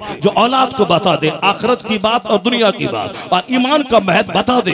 दुनिया का सारा दरख्त गोल्ड हो जाए, दुनिया के सारे मकान की ईंट सोने जवाहिरात की हो जाए, इसको एक पल्ले में रखा जाए, एक पल्ले में ईमान को रखा जाए, ईमान का वजन सब पे गालिब हो जाएगा। ईमान वाला अगर मर गया तो 3 बार कुल अल्लाह अहद पढ़ना उसके लिए बख्शिश का जरिया हो जाएगा। लेकिन लेकिन कोई हालत कुफ्र में मर गया, जमीन भर सोना भी उनकी तरफ से खर्च किया जाए ताकि उनको अल्लाह माफ कर दे, नहीं ला युक़बलु मिन्हु, उससे कबूल नहीं किया जाएगा। चूंकि मरने के बाद सारा मामला ईमान पर डिपेंड करता है।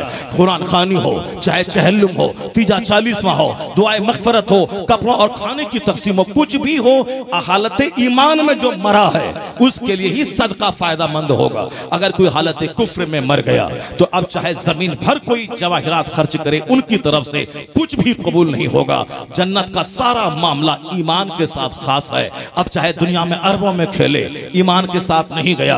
अब वहां आग की जंजीरें हैं, आग का कोड़ा है, आग की दीवारें हैं, अब सिर्फ आग ही आग है। और एक दिन दो दिन नहीं, हमेशा हमेशा खरबों महासंख्यों साल मौत को ज़बह कर दी जाएगी, बेगिनती साल जहन्नम में जलता रहे। हमने कभी अपनी औलाद को नहीं सुनाया दुनिया में डीएम बन जाओ, प्रधानमंत्री बन जाओ, चाहे 50 बंगला कमा लो, मगर ये सब दुनिया की एक हकीर सी नेमत है।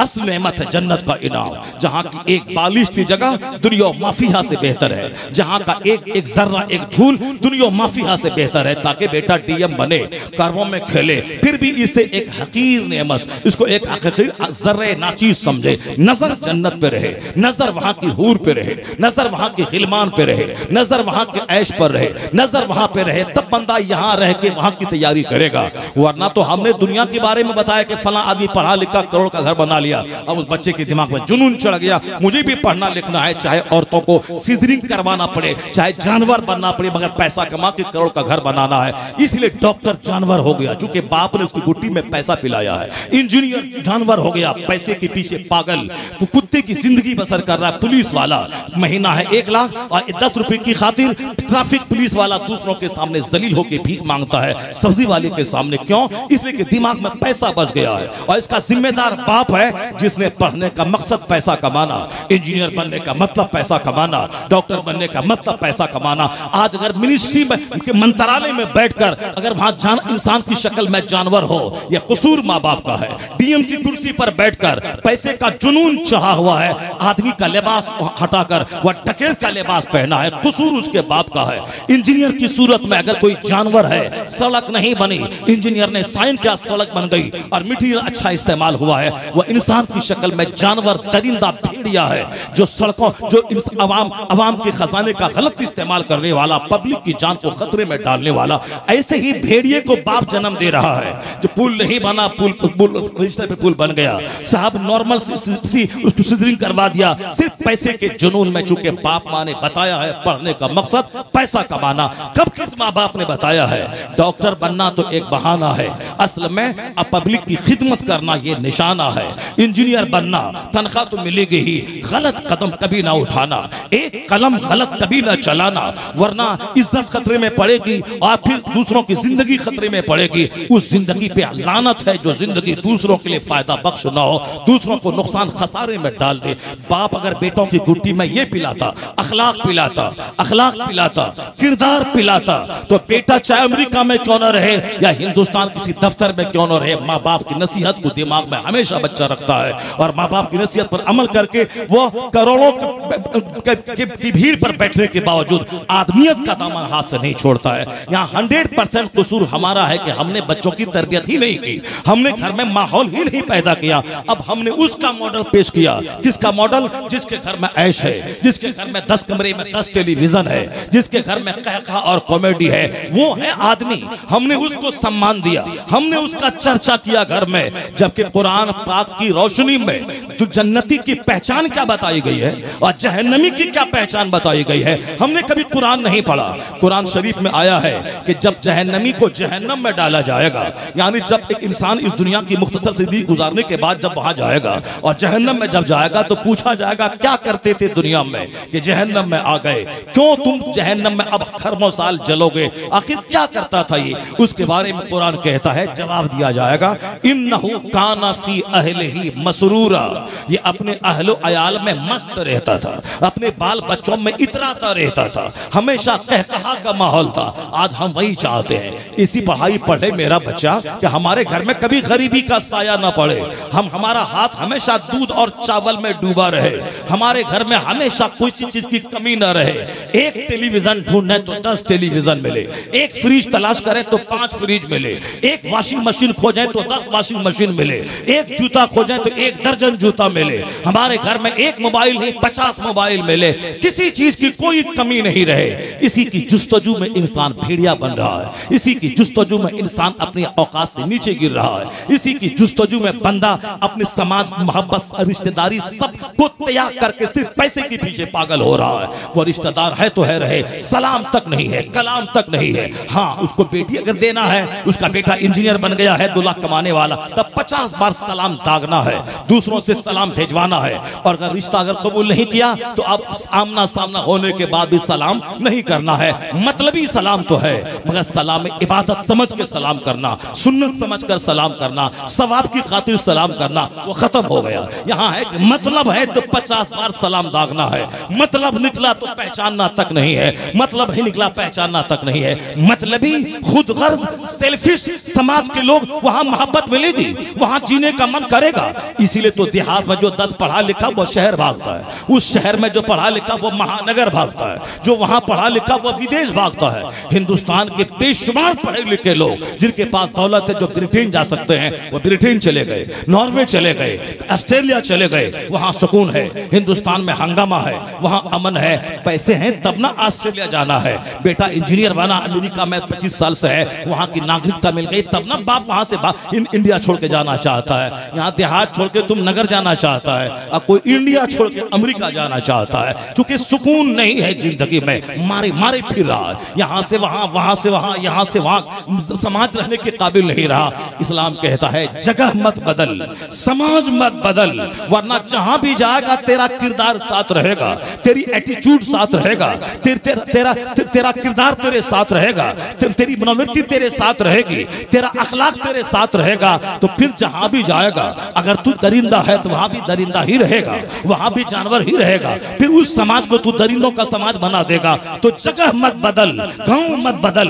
नगर मत बदल, जहां तू पैदा हुआ है तो अपना किरदार बदल ले, अपना अखलाक बदल ले, अपना अहवाल बदल ले, अपना सिचुएशन बदल ले, अपनी आदत बदल ले। वही छोटा सा कस्बा तेरे लिए बीजिंग बन जाएगा, तेरे लिए फ्रांस की राजधानी बन जाएगी, तेरे लिए वाशिंगटन डीसी हो जाएगा। तो जगह मत बदल, किरदार बदल ले, आदत बदल ले, अहवाल बदल ले, अपने जीने का अंदाज बदल ले, वही जन्नती जैसी जिंदगी मिल जाएगी, वही सुकून मिलेगा। यहाँ कोई अपने अहवाल नहीं बदलना चाहता, सबको मस्ती चाहिए। 10 टेलीविजन, LED टीवी, पैसा जहां बढ़ा, रात रात भर कॉमेडी, रात के 2 बजे तक सोना फैशन हो गया है, जबकि ईशा की नमाज के बाद देर करना मकरूह है। फजर की नमाज कज़ा होने का अंदेशा हो तो देर करना मकरूह है, फौरी सो जाए बंदा ताकि फजर के लिए उठ जाए। नहीं, यहाँ 2-2 बजे रात तक फैशन है। हमारे बच्चे जो चौक चौराहे पे तालान में रात के 3-3 बजे तक पुल पुलिया पे बैठ के मोबाइल चलाए, जोकरों जैसा बाल रखें, जोकरों जैसा लिबास पहने,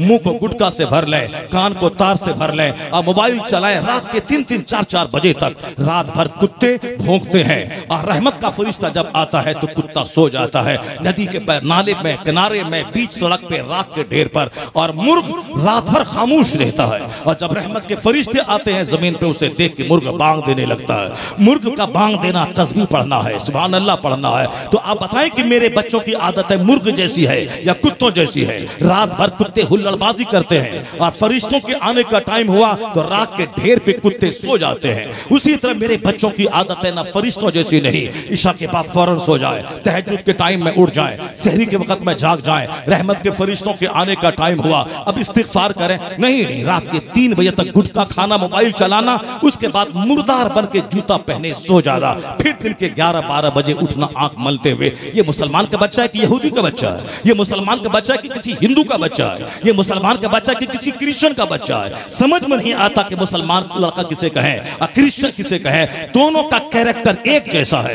दोनों का बाल का स्टाइल एक जैसा, दोनों का लिबास एक जैसा, दोनों के मुंह का गुटखा एक जैसा, दोनों के हाथ का मोबाइल एक जैसा। मुसलमानों की बेटियां जींस टी-शर्ट पहनी, हाथ में कीमती पर्स है, कीमती जूता है, बाप मजदूरी करता है, पर्स कहां से आया, चप्पल कहां से आई या ड्रेस कहां से आया, कभी बाप पूछना नहीं चाहता। आखिर क्या बात है? ये लड़कियां फोन का यूज कर रही है, लड़कों को ब्लैकमेल कर रही है, 1 महीने इसके सामने मुस्कुराना, इससे पैसा ऐंठना, जब पैसा खत्म हो फिर दूसरों का रुख करना, यानी दूसरों का रुख कर। बकरी है जो 2 बकरों के दरमियान रेंगती रहती है और कीमती कपड़ा पहनने का शौक इससे लड़कों की तरफ माइल किया, सब किरदार मिट गया। लड़कियां उजड़ गई, लड़के उजड़ गए। ये बताएं कि मेरे बाप दादा तो अच्छे थे 25 साल पहले, और आज लोग वो आदत के एतबार से कुछ उम्दा है, लेकिन आज जिस बच्चे को मैंने जन्म दिया है गुटखा खोर को, इन बच्चों की जो औलाद होगी आने 50 साल के बाद क्या गुल खिलेगा, क्या समाज में ड्रामा होगा, वो तो वक्त ही बताएगा। बुजुर्गों ने कहा आखिर जमाने में माँ के पेट से कुत्ता पैदा होगा, यानी वह रहेगा इंसानी शक्ल का, नाक नक्शा वाला, किरदार के एतबार से दूसरों को डंक मारने वाला, काटने वाला, अपने से तकलीफ पहुंचाने वाला। उसके बदन में उस वक्त तक बेचैनी रहेगी जब तक कि दूसरों को धोखा न दे दे, दूसरों को ठग नहीं ले, दूसरों को तकलीफ न पहुंचा दे। चूंकि उसका शुरुआत, ये बच्चे हमारे जो हाथ से निकले, उनकी जो औलाद होगी, ये अभी गोद में खिला के हेलो हेलो कर रहा है, लेकिन वो नहीं इस बच्चों के खून में मेरा कैरेक्टर दाखिल है, अपनी जिंदगी नहीं बदलता। वो कहता नहीं नहीं मेरा बच्चा ऐसा नहीं होगा। वही बच्चा जब 10 साल की उम्र में बाप को आंख दिखलाता है, तमाचा मारता है, तब उससे पूछिए कि तुम जो बोला था मेरा बच्चा ऐसा नहीं होगा, मैं वैसा नहीं हूं, मैं तो इसको ऐसा पालूंगा पोसूंगा, यानी पालूंगा पोसूंगा, कुदरत का कानून तोड़ दूंगा, अल्लाह का कानून बदल दूंगा, नेचुरल सिस्टम को मैं अपने हाथ में ले लूंगा। ऐसा थोड़ी होता है कि ये बंदा अल्लाह से मुकाबला करे, अल्लाह के कानून का मुकाबला करे, ऐसा नहीं होगा। बल्कि अल्लाह तबारक व तआला का काम सिस्टम है जिस दुनिया को चला रहा है, वो एक नेचुरल सिस्टम है जिसके मुताबिक दुनिया चल रही है। हमेशा नेचुरल सिस्टम का फॉलो करना होगा। लगता है कि हमारे शेख हुजूर हबीब आमद हो रही है, सारे लोग खड़े हो जाएं और हजरत का इस्तकबाल करें। रिसालत मसलके आला हजरत फैजाने सरकार मुजाहिदे मिल्लत हुजूर हबीबे मिल्लत नवासे सरकार मुजाहिदे मिल्लत हुजूर हबीबे मिल्लत नवासे सरकार मुजाहिदे मिल्लत हुजूर हबीबे मिल्लत नवासे सरकार मुजाहिदे मिल्लत। आप लोग करीब करीब आकर के कुर्सियां लेकर के बैठ जाइए। देख रहे हैं, अब हम लोग बाराती थे, अब हमारा दूल्हा आ गया। सुभान अल्लाह। मजलिस में अब एक नूर सा आ गया, चूंकि एक शेख कामिल की आमद हो गई। अल्लाह ताला हजरत की ज़िंदगी को खूब तराज फरमाए, हजरत के साए में हम सबों को इसी तरह मजहबी ज़िंदगी गुजारने की तौफीक अता फरमाए। एक बार जोर से बोलें आमीन। दरूद पढ़े अल्लाहुम्मा सल्ली अला सय्यिदना व मौलाना मुहम्मद मअदन वजूद वल करम व आलिहि व बारिक वसल्लम सलातो व सलामुन अलैका या रसूल। आज मैंने पूरी तकरीर में इस पर फोकस किया है कि आज हमारा जो समाज बिगड़ गया, हमारे जो अहवाल बिगड़ गए, सिर्फ मेरे जीने का जो अंदाज बदला है और हम माहौल में जीते हैं कि हम अल्लाह के वलियों से मोहब्बत करने वाले हैं। सिर्फ ज़बानी मोहब्बत नहीं, बल्कि जब तक किरदार में इस्लामी रंग नहीं आएगा तो आपके घर में तब्दीली कभी नहीं आएगी। नेचुरल सिस्टम के खिलाफ कोई काम नहीं होता है, सारा काम एक सिस्टम से दुनिया का हो रहा है। आप भले ही सोचें अलग, लेकिन अल्लाह रब्बुल इज्जत अपना काम करता है। सब्बे हिस्म रब्बिकल आला अल्लज़ी खलक़ फसव्वा वल्लज़ी क़द्दर फहदा, यानी पाकी बयान करो रब्बे आला की, जिसने चीजों को पैदा करके एक अंदाजे पे रखा है। वह शम्सु तजरी लिमुस्तक़र्रिन लहा, सूरज अपने ठिकाने की तरफ दौड़ रहा है, चांद अपनी जगह अपने मदार पे घूम रहा है। सूरज और चांद का सिस्टम, सितारों का सिस्टम, जमीन आसमान के मौसम का सिस्टम, ये सारा काम अपने हिसाब से चल रहा है। अगर हमने इस सिस्टम को देखा होता, कभी ये नहीं बोलता इस्लाम खतरे में आ गया, कभी हमारे बच्चे का हौसला पस्त ना होता, कभी मेरा दिल टूटा हुआ ना होता, कभी हम ऐसा से कमतरी के शिकार ना होते। क्योंकि आज जो हालात हिंदुस्तान के पैदा हुए हैं, इस हालात का जिम्मेदार कुछ न कुछ हम हैं। हमारे यहाँ माइक पे अजान होती है, वही 5 जुम्मन जो मस्जिद में नमाज पढ़ने जाता है, वही 5 जुम्मन नमाज पढ़ता है। जब उसी 5 जुम्मन को ही नमाज पढ़ना है तो फिर माइक से आप अजान क्यों है? क्यों समाज के सारे लोगों के कान में आवाज पहुंचाना है? ये अजान फैशन है क्या? अजान एक ऐलान है कि नमाज का वक्त हो गया, आओ। अजान हुई, सारे अमीर गरीब नौजवान बूढ़े सबको मस्जिद में आ जाना चाहिए। वही 5 जुम्मन 25 साल से मस्जिद की आबरू रख रहा है और समाज के सारे नौजवान गुटखा खाकर, वायर ठूस कर तालान में मोबाइल चला रहे हैं। अब जाहिर सी बात है, अब कोई रमेश बोलेगा कि माइक में छीन लूंगा, इससे दिल की बीमारी बढ़ रही है, समाज में ध्वनि प्रदूषण हो रहा है, यानी आवाज की आलूदगी पैदा हो रही है। वो हमें हमारी माइक को नोचने की बात कर रहा है, उसके जिम्मेदार बहुत हद तक हम भी हैं। अजान की आवाज आवाज को हमने ठुकराया, अजान की आवाज पे हमने लब्बैक नहीं कहा। समाज का 90-95% तबका अनसुनी कर दी उस आवाज को। तो जाहिर सी बात है, जब आवाज को मैंने अनसुनी कर दी, काफिरों का हौसला बुलंद हो गया। अब वह चीख चिल्ला के कह रहा है कि आजान, माइक बंद कर दो, हमको तकलीफ हो रही है। कल जो कहता था कि आजान 5 मिनट देर से हुई है, मेरी आंख लेट से खुली, मेरी दुकान देर से खुली है, आजान मेरे लिए रहमत है उसकी आवाज कि मैं वक्त पे उठता हूं, वक्त पे दुकान जाता हूं। कल तक जो काफिर ये कहते थे और आज माइक नोच रहे हैं, कहीं ऐसा तो नहीं है कि हमने आजान का अपमान किया, हमने आजान की तौहीन की। आजान होती रही, बदन में हरकत नहीं आई।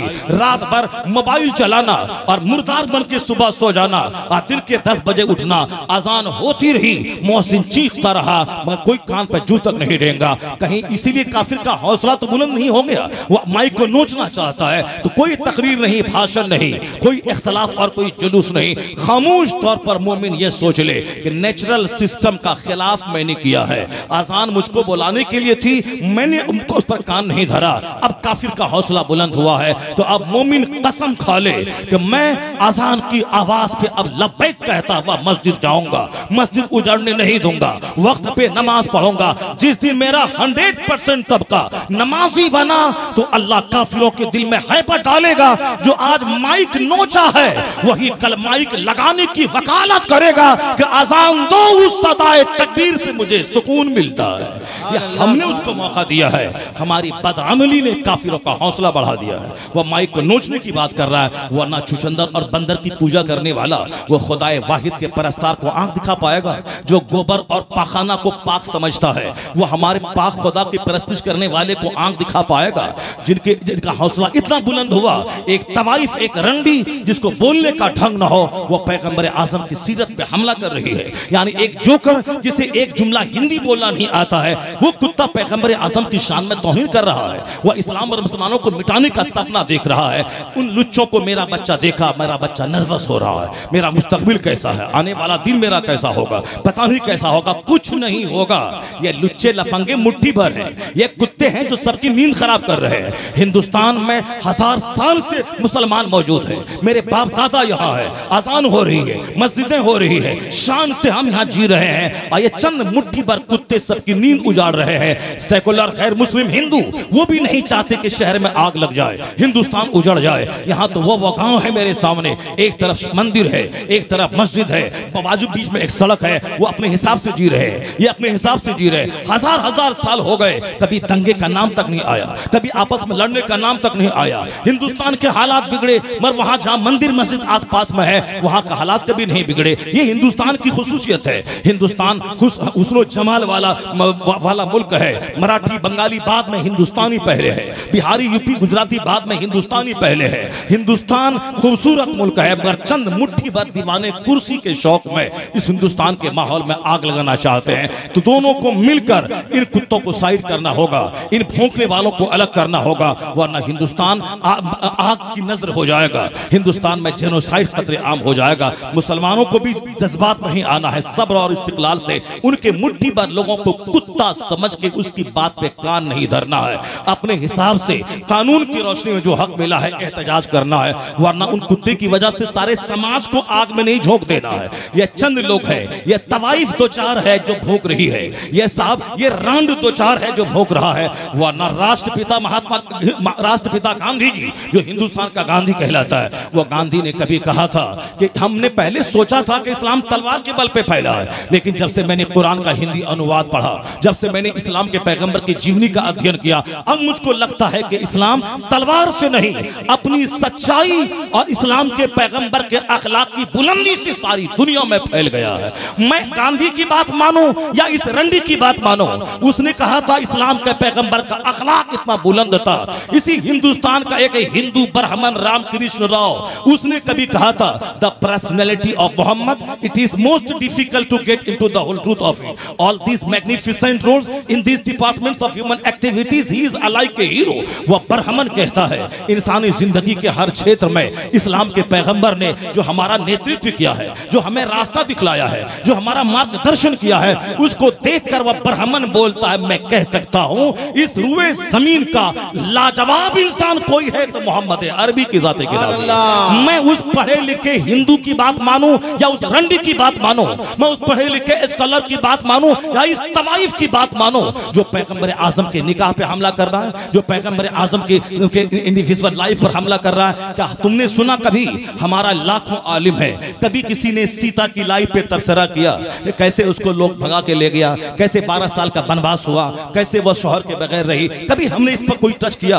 कभी हमने बोला कि दशरथ की इतनी बीवियां थीं और फिर उसके बाद इतना था? कभी हमने टच किया? कभी हमारा कोई आलिम बोला कि राम ने कैसे उस सीता को अपने पास रख लिया जो उससे अलग होकर रही? हमने कभी टच किया? हमें इंडिविजुअल लाइफ पे कोई तबसरा करने का हक नहीं है। हाँ, हम कुफ्र की मजम्मत करते हैं, हम शिर्क की मजम्मत करते हैं, हम बदअमली की मजम्मत करते हैं। एक आदमी की प्राइवेट लाइफ पे हम नजर नहीं दौड़ाते, मगर ये कुत्ते हैं जो हमेशा शोहरत पाने, चंद सिक्के कमाने के लिए हुजूर की जिंदगी को टारगेट बनाता है, जबकि रूए जमीन का सबसे लाजवाब इंसान, ना उन जैसा अखलाक किसी का, ना उन जैसा जमाल किसी का, ना उन जैसी जिंदगी किसी की, हर एतबार से लाजवाब। इन तवाइफ को कौन बतलाए? मुस्तफा जाने रहमत जिस समाज में पैदा हुए थे वो अरब में पैदा हुए थे। अरब का कल्चर आज भी है, अरब में 4 शादियां होती हैं, वहां एक शादी करने वाले को लोग कमजोर समझते हैं। सलीम बापू गुजरात के चीफ काजी हैं, ताजुश शरिया का खलीफा, उनका बयान है कि जब मैं मस्जिद नबवी में गया वहां देखा किसी अरबी ने, लहीम शहीम मोटे ताजे आदमी है, सलीम बापू बिल्कुल शेर की तरह लगते हैं। उनसे पूछा गया कि कितनी शादी आपने की है? उन्होंने कहा वाहिद, एक शादी। कहा यतीम, यानी एक शादी जो करे वो यतीम है, वो मिस्कीन है, और अरब में जो 4 शादी करे उसको इज्जत की निगाह से देखा जाता है। ये 1400 साल पहले की बात नहीं, ये आज करंट में इंडिया में 1 से 2 शादी को लोग ऐब समझते हैं। ये अय्याश हो गया, ये अय्याश हो गया, एक बीवी की मौजूदगी में दूसरी शादी कर लिया। ये इंडियन कल्चर है, लेकिन अरब कल्चर क्या है? 4 शादी वाले को सम्मान की निगाह से देखा जाता है। वहां का कल्चर है, वहां के लोग 4 शादी करते हैं, आज भी करते हैं, 4-4, 3-3, 2-2। एक शादी तो मुश्किल से कोई करता है, वो यतीम और मिस्कीन माना जाता है एक शादी करने वाला।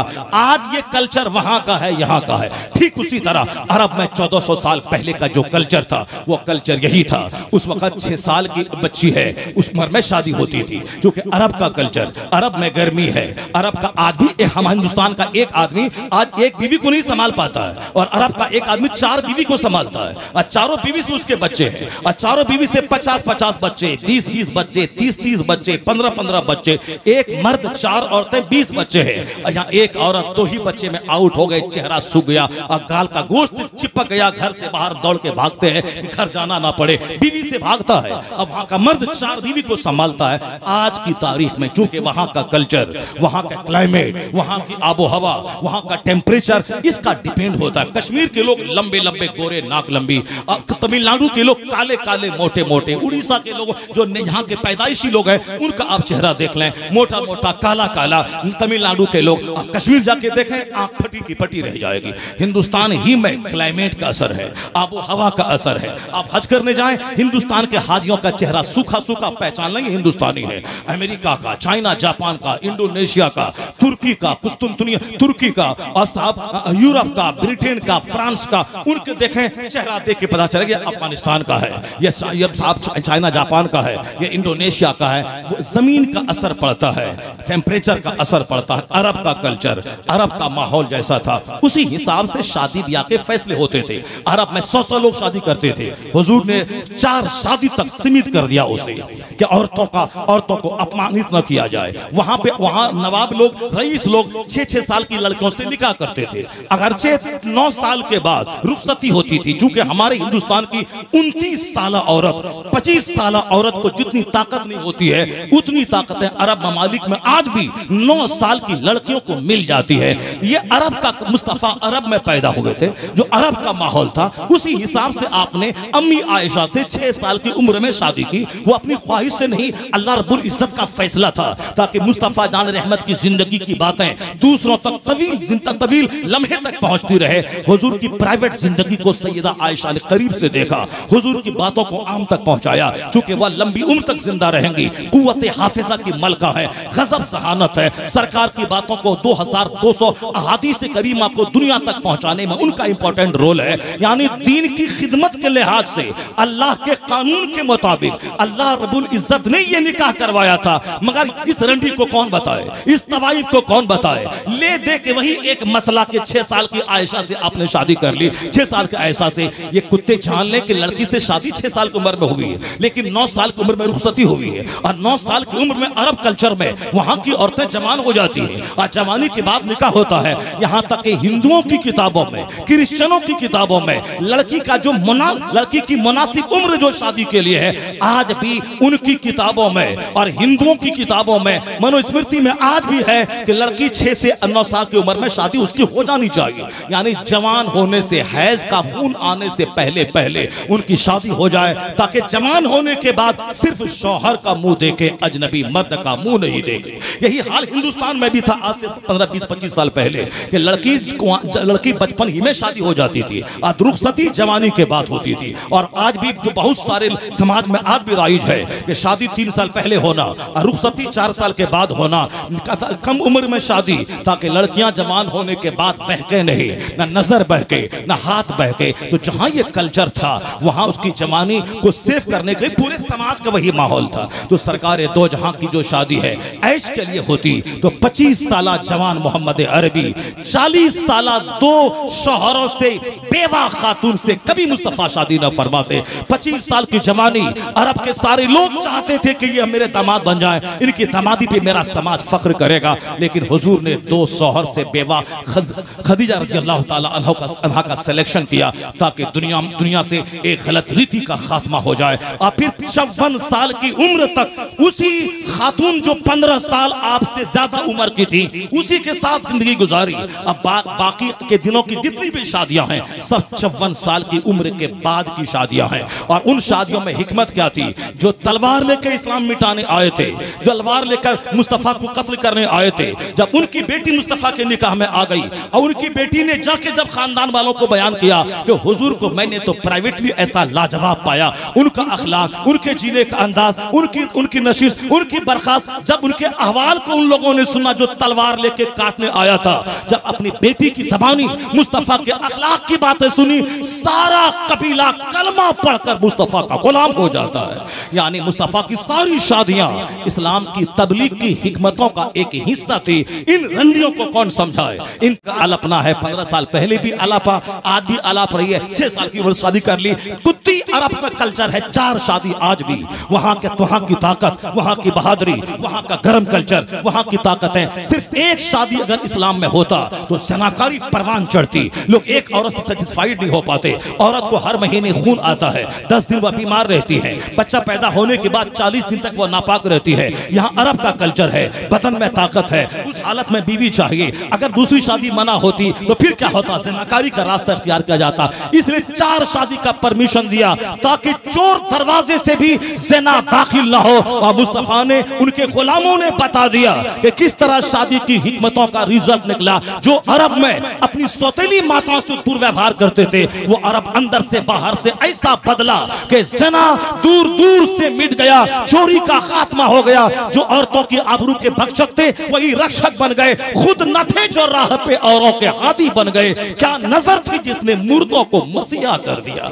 हुजूर की तालीम ने, हुजूर के इरशादात ने समाज बदल दिया। हुजूर की तालीमात ने जीने का रुख बदल दिया। तनाजुर, किस तनाजुर में कौन सा कानून नाफिज हुआ है, कौन से हालात पैदा हुए हैं, बैकग्राउंड को समझना पड़ेगा। वो जालिम भी समझते हैं, लेकिन एक ही बात है, कंफ्यूजन में डालना, मुसलमानों को भी परेशान करना, ज़हनी तौर पर तकलीफ पहुंचाना, एक गैर मुस्लिम और मुस्लिम के दरमियान में एक दीवार खड़ी कर देना और फिर अपना नापाक मकसद एक कुर्सी है उसको हासिल करना। ऐसा कभी नहीं होगा। जान ले कि रात है दिन आएगा, दिन है रात आएगी, गर्मी का मौसम है बरसात का मौसम आएगा। न मौसम को करार है, न रात को करार है, न दिन को करार है, न अहवाल को करार है। आलम का मतलब ही है बदलने वाला। न सैलाब हालत में रहता, न आंधी एक हालत पे रहती, न दिन एक हालत पे रहता। तो तुमने कभी गौर किया मौसम क्या बताता है? आंधी आती है चली जाती है, सैलाब आता है चला जाता है। मुझ बिहारियों से ज्यादा तुम उड़ीसा वालों को ज्यादा यकीन है कि समंदर समुद्री आंधी कैसी आती है, तेज हवा कैसे चलती है, दरख्त कैसे सड़कों पे गिरते हैं, मकानात कैसे गिरते हैं, मिट्टी की दीवार कैसे जमींदोज होती है, कैसे मकानात गिरते हैं। फिर 10 दिन के बाद वही मौसम होता है, लोग स्टैंड हो जाते हैं, लोग भूल जाते हैं कि सैलाब आया था, समुद्री तूफान आया था। तो तूफान आता है चला जाता है, आंधी आती है चली जाती है, सैलाब आता है चला जाता है, फिर मौसम नॉर्मल हो जाता है। या जुल्म की आंधी आई है चली जाएगी, या जुल्म का सैलाब आया है चला जाएगा, फिर मौसम नॉर्मल रहेगा। फिर क्या रहेगा? कोई गुल बाकी रहेगा, नहीं चमन रह जाएगा, पर रसूलुल्लाह का दीने हसन रह जाएगा। कोई गुल बाकी रहेगा, नहीं चमन रह जाएगा, पर रसूलुल्लाह का दीने हसन रह जाएगा। अंग्रेज 1000 साल तक के लिए इंडिया में आया था, लेकिन 150 साल में बोरिया बिस्तर समेट कर उसे हिंदुस्तान छोड़ के भागना पड़ा। उसको भगाने के पीछे अल्लामा फजल खैराबादी का रोल था, उनको भगाने के पीछे सैयद किफायत अली काफी का रोल था, उनको भगाने के पीछे टीपू सुल्तान का रोल था, उनके भगाने के पीछे आला हजरत का रोल था, उनके भगाने के पीछे आला हजरत के शागिर्दों का रोल था। आला हजरत हमेशा मलके विक्टोरिया का टिकट उसके सर को नीचा करके पोस्ट कार्ड में लगाते थे और कहते थे मैंने मलके का सर को नीचा कर दिया। यह उसके एक टेंडेंसी थी ताकि पता चले कि अंग्रेज मुखालिफ हैं आला हजरत, उनकी सल्तनत के मुखालिफ है। और ये लुच्चे लफंगे आला हजरत को गद्दार कहते हैं, कि अंग्रेजों के वफादार कहते हैं। वो अंग्रेजों का वफादार वो था जो आज कांग्रेस का ठेकेदार बना हुआ है, जिन्होंने अंग्रेजों से साजबाज की। और आला हजरत ज़हनी तौर पर अपनी औलाद और अपने शागिर्दों, अपने खुलफा को अंग्रेज मुखालिफ बनाया। रिजल्ट क्या निकला? जिसने कहा था 1000 साल तक रहना है इंडिया में, 150 साल के अंदर बोरिया बिस्तर समेट के वो भागा। हिंदुस्तान रहा, मस्जिदें रही, मदरसा रहा, जलसे रहे। पहले 5 करोड़ थे और आज 40 करोड़ की तादाद में कलमा पढ़ने वाला हिंदुस्तान में मौजूद है। कभी नर्वस मत होना। इस्लाम का वो पहला दिन जिस दिन एक कलमा पढ़ने वाला नबी के साथ हुआ, उनकी बीवी हुई, उनका गुलाम हुआ, मौला अली हुए, सिद्दीक अकबर हुए, 4 लोग काफिले में शरीक हुए। दुश्मनी बढ़ने लगी। 3 साल में 40 लोग हुए, दुश्मनी बढ़ने लगी। मक्का में इस्लाम था, दुश्मन मक्के में था। इस्लाम मदीने में गया, दुश्मन मदीने में बढ़ गया। मक्का मदीना से इस्लाम बाहर निकला, इस्लाम का दुश्मन फैल गया। इस्लाम को जड़ से उखाड़ने के लिए काफिरों का मंसूबा तैयार हुआ। मार देंगे, काट देंगे, सूली पे चढ़ा देंगे। मगर कोई बता तो दे कि दुश्मनी बढ़ती गई तो इस्लाम कभी डैमेज हुआ। 1 लाख था, घट के 50,000 हो गया। 2 करोड़ था, घट के 1 करोड़ हो गया। 10 करोड़ था, तहरीक बड़ी, दुश्मनी बड़ी, घट के 5 करोड़ हो गया। 1500 साल की तारीख बताती है दुश्मनी बढ़ती गई, मुसलमानों की तादाद में इजाफा होता चला गया। 4 करोड़ थे, 40 करोड़ हो गए। दुश्मनी बढ़ी, 40 करोड़ थे, 80 करोड़ हो गए। दुश्मनी बढ़ी, 80 करोड़ थे, 100 करोड़ हो गए। दुश्मनी बढ़ी, 100 करोड़ थे, 150 करोड़ हो गए। आज 150 साल के अंदर हजारों दुश्मनों की मौजूदगी में मुसलमानों का बढ़ता कदम बताता है कि इस्लाम डैमेज होने नहीं आया है, इस्लाम महदूद होने नहीं आया है। जब जब दुश्मनी बढ़ती जाती है, कलमा पढ़ने वालों की तादाद में इजाफा होता चला जाता है। तो आज के हालात इस्लाम के फेवर में है, इस्लाम की हिमायत में है। ये 2-4 लुच्चे लफंगे गाली देंगे और 2-4 चंद लोग दुश्मनी करेंगे, या जितनी गाली देंगे उतने आम पढ़े लिखे लोगों की तवज्जो इस्लाम की तरफ होती जाएगी। मुखालिफ बढ़ते जाएंगे, मुस्तफा के गुलामों की तादाद में इजाफा होता चला जाएगा। आज 150 करोड़ नाम के साथ लफ्ज़ मोहम्मद जुड़ा हुआ है। मोहम्मद अहमद, मोहम्मद कमर, मोहम्मद समर, मोहम्मद एहसन, ये 150 करोड़ यानी 1.5 अरब लोगों के नाम के साथ लफ्ज़ मोहम्मद जुड़ा हुआ है। ये मोहम्मदी फौज बता रही है, जब 4 लोग थे उस वक्त तुम इस्लाम की इमारत को डैमेज ना कर सके, अभी तो 150 करोड़ की फौज मौजूद है। हम सिर्फ इसीलिए डैमेज हो रहे हैं क्योंकि मेरी मस्जिदें वीरान है, मेरी माँ बहन वीरान है, मेरा जवान वीरान है, मेरा समाज उजड़ा हुआ है। सारा काम अकीका, खतना, वलीमा, शादी ब्याह सब काफिरों की तर्ज पे हो रहा है। मेरा जीना मरना, मेरे घर के सारे अहवाल उन काफिरों की तरह हो रहे हैं। इसलिए अल्लाह ने काफिरों का हौसला बुलंद कर दिया है। वरना जिस दिन ये मुसलमान मस्जिदों को आबाद करे, जलसे को आबाद करे, खानका को आबाद करे, शादी ब्याह, अकीका, खतना सारा काम सुन्नत के मुताबिक करे, जिस दिन मस्जिदें आबाद हुई, मदरसा आबाद हुआ, इसके घर में सुन्नतों का गलबा हुआ, तो फिर क्या है, ये काफिर जो छिपकली का पुजारी है वो हमें आंख नहीं दिखा पाएगा। अगर मुकाबला होगा उससे मेरा तो छिपकली उसकी मदद को आएगी, सांप उसका मदद करेगा, उसका बंदर उसकी मदद करेगा। नहीं नहीं, बंदर का पुजारी क्या बंदर उसकी मदद करेगा? जो खुदाए वाहिद का परस्तार है, इसकी धमक से दुनिया कल भी हिली है, आज भी हिलेगी। अगर जंग हुआ तो छिपकली का परस्तार मगलूब होगा, खुदाए वाहिद का परस्तार गालिब आ जाएगा। मदद अल्लाह की तरफ से आती है, शर्त है कि अल्लाह का पैगाम घर में नाफिज तो हो जाए, अल्लाह के पैगाम पे अमल तो हो जाए। यहाँ तो हमारा घर ही उजड़ा है, समाज ही उजड़ा है, अहवाल ही उजड़े हैं। उसके बाद हम ये सोचें कि आसमान से 5000 फरिश्तों की आमद मेरी मदद के लिए हो जाए, ऐसा नहीं होता। अल्लाह तबारक व तआला हमको और आपको सबों को अपने घरों में इस्लामी माहौल लाने की तौफीक अता फरमाए। अब जरा जोर से बोलिए आमीन। अल्लाह ताला हम सबों को अपने घर को उजड़ने से बचाने की तौफीक अता फरमाए, औलिया और सालिहीन के नक्शे कदम की पैरवी की तौफीक अता फरमाए। आमीन। व आखिरु दावाना अनिल हम्दुलिल्लाहि रब्बिल आलमीन। अस्सलामु अलैकुम व रहमतुल्लाह।